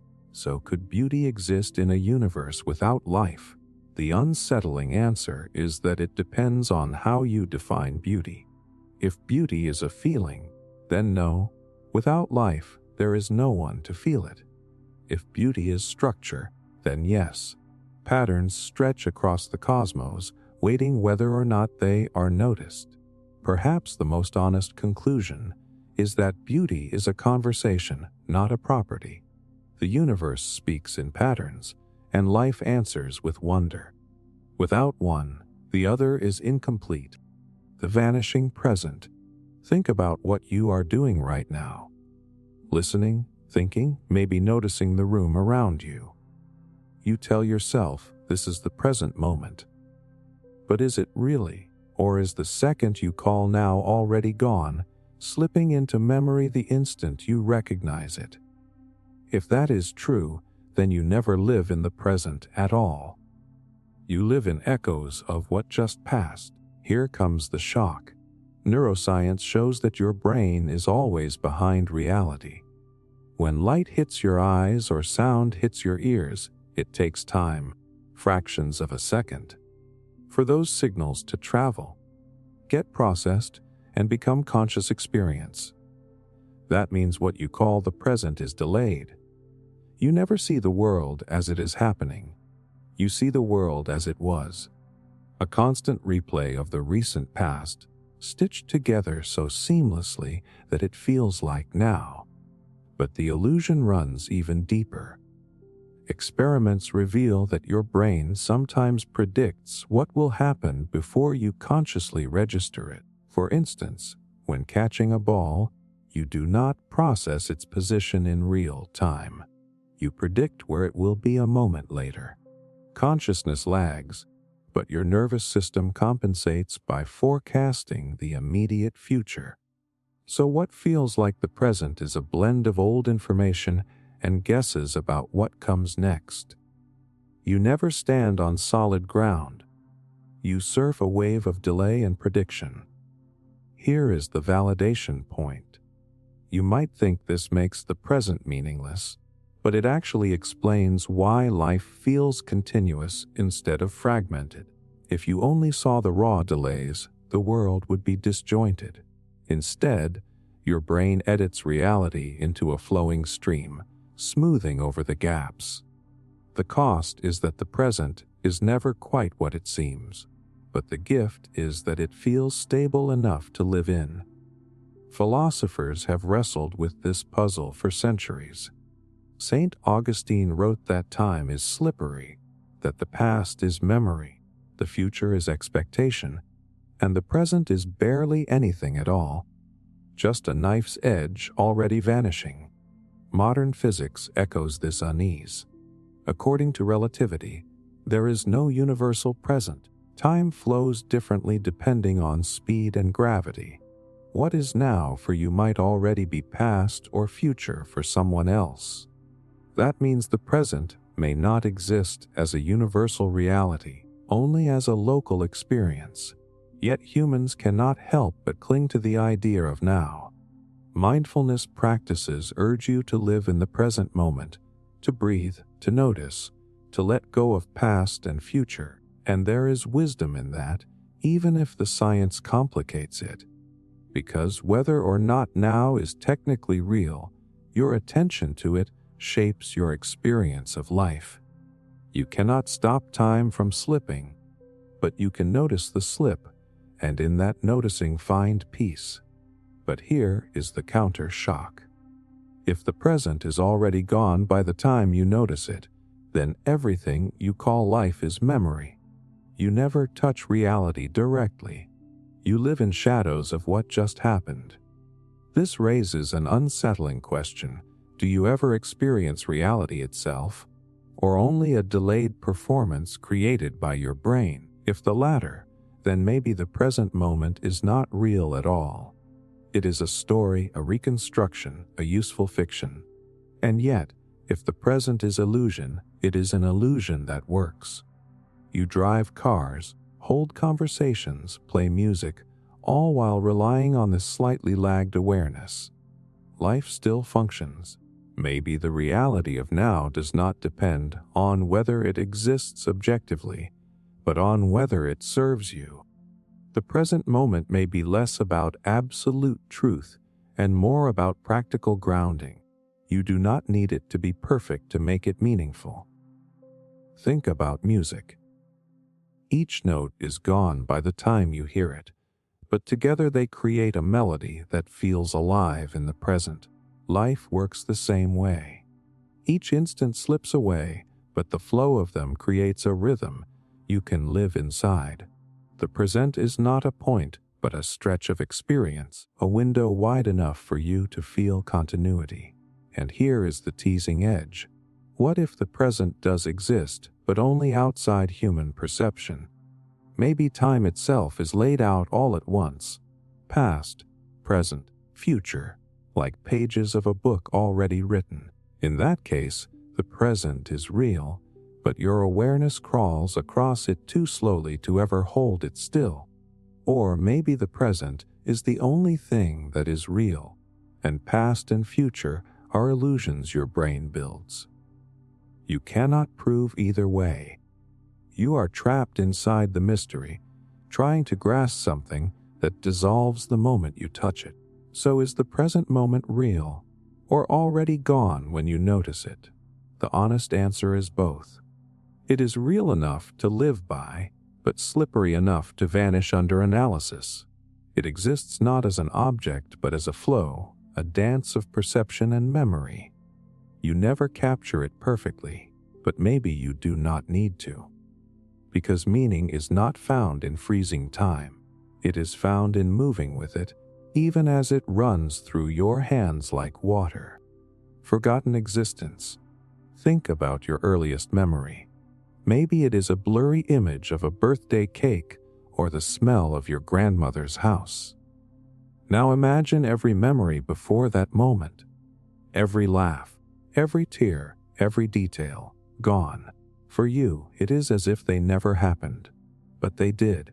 They shaped you even if you cannot recall them, which raises a deeper question. If the universe itself forgets something, if there is no trace left anywhere, did that thing ever truly exist?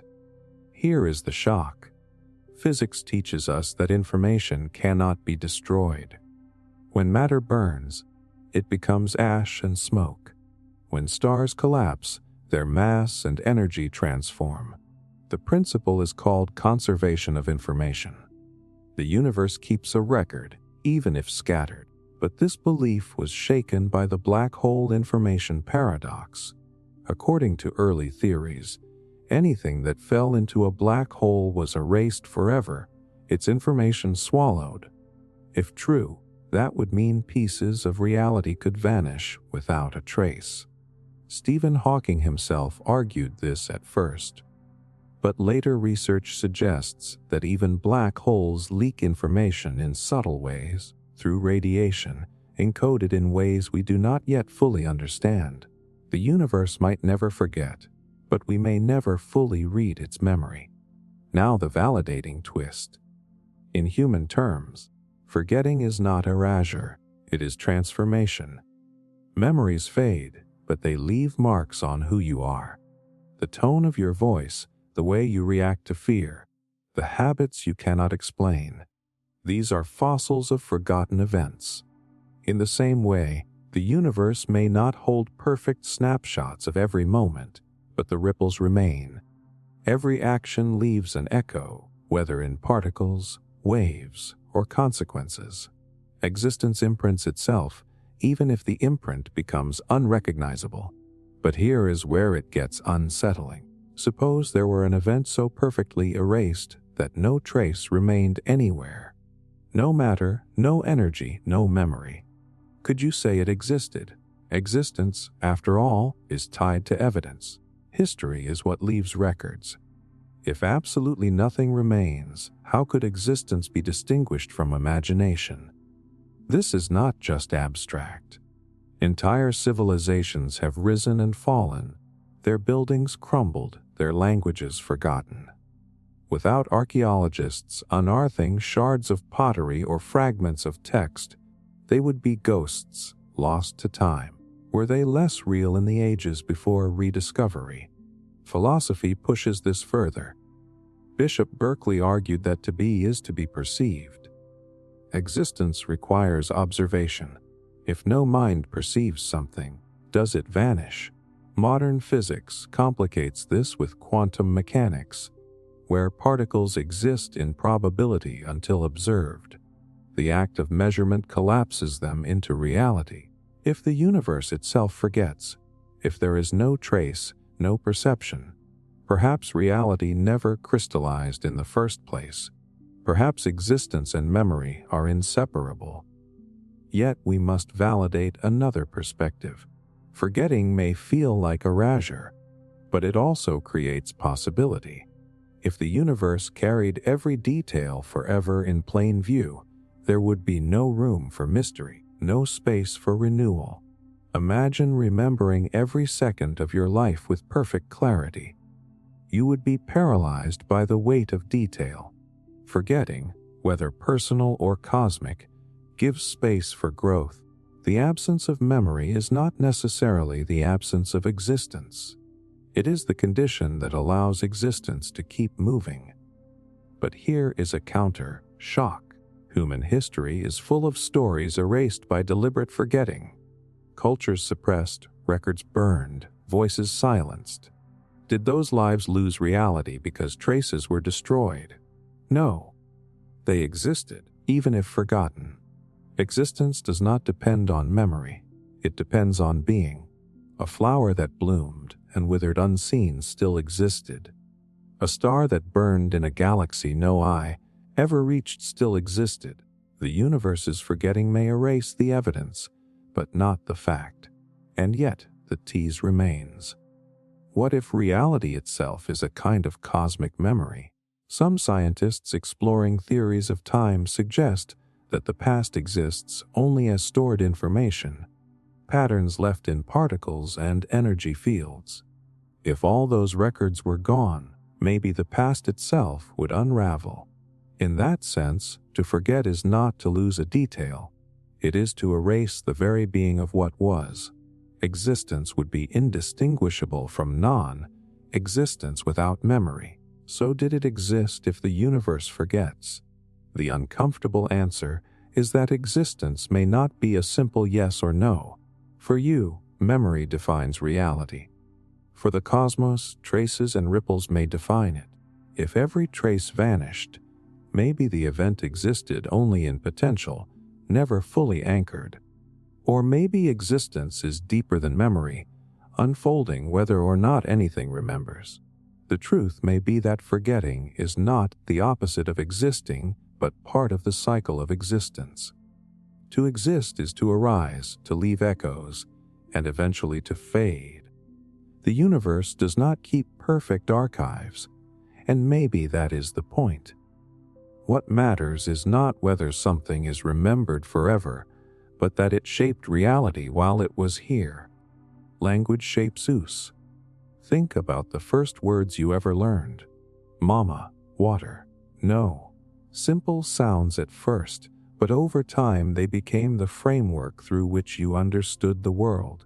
You learned what to call things, how to ask for them, how to refuse them. Language didn't just let you speak. It gave you a way to think. So the question becomes, are we the ones shaping language, bending it to our will?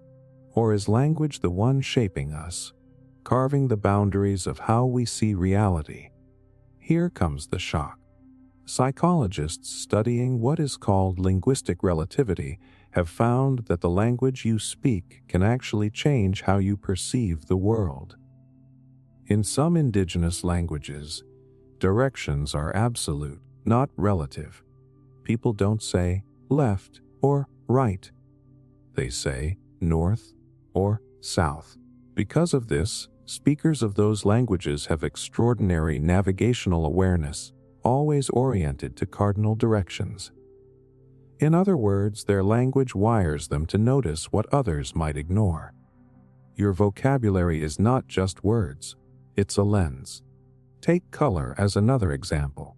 Russian speakers have different words for light blue and dark blue. Experiments show they are faster at distinguishing shades of blue than English speakers, who lump them under the single word, blue.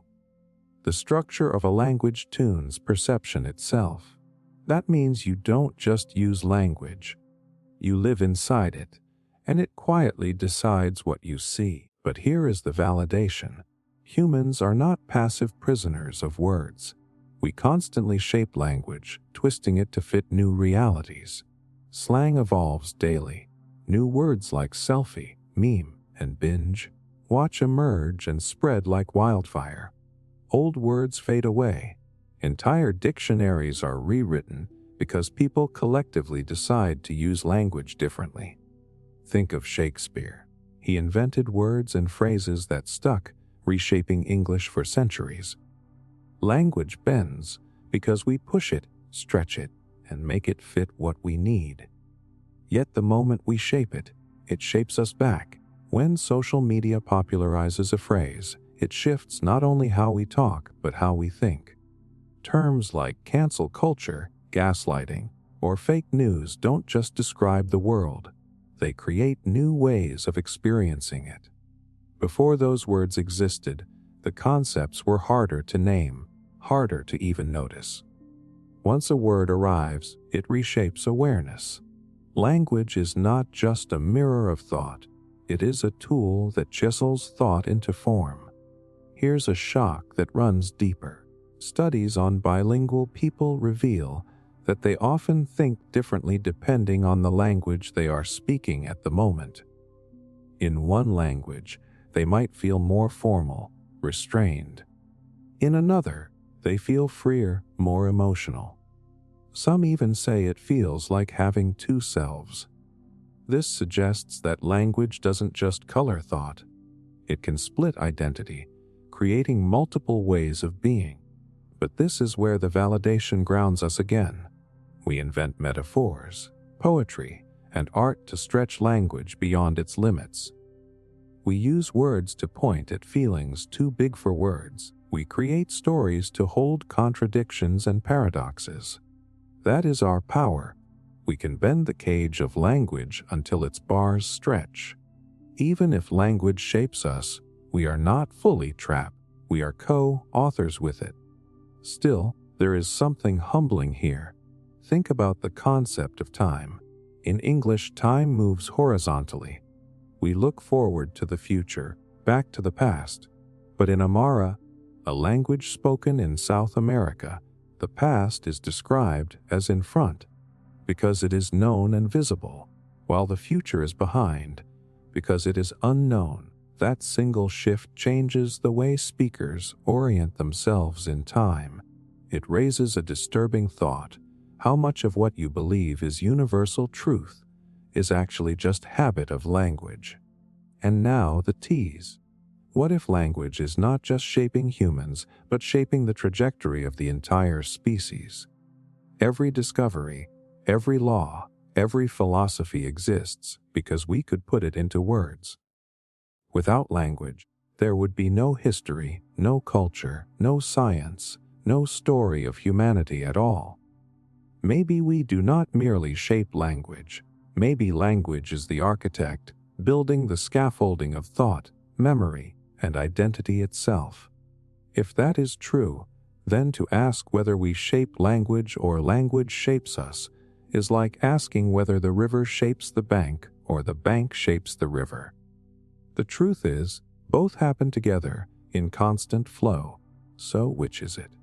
Do we mold words to fit our needs, or do words mold us into who we are? The unsettling answer is that the line cannot be drawn. We are not outside of language, pulling its strings. We are inside it, swimming through it, carried by its currents even as we stir them. Language is the invisible hand shaping thought, and we are the hands reshaping language. To be human is to live in that loop. Never fully in control, never fully controlled.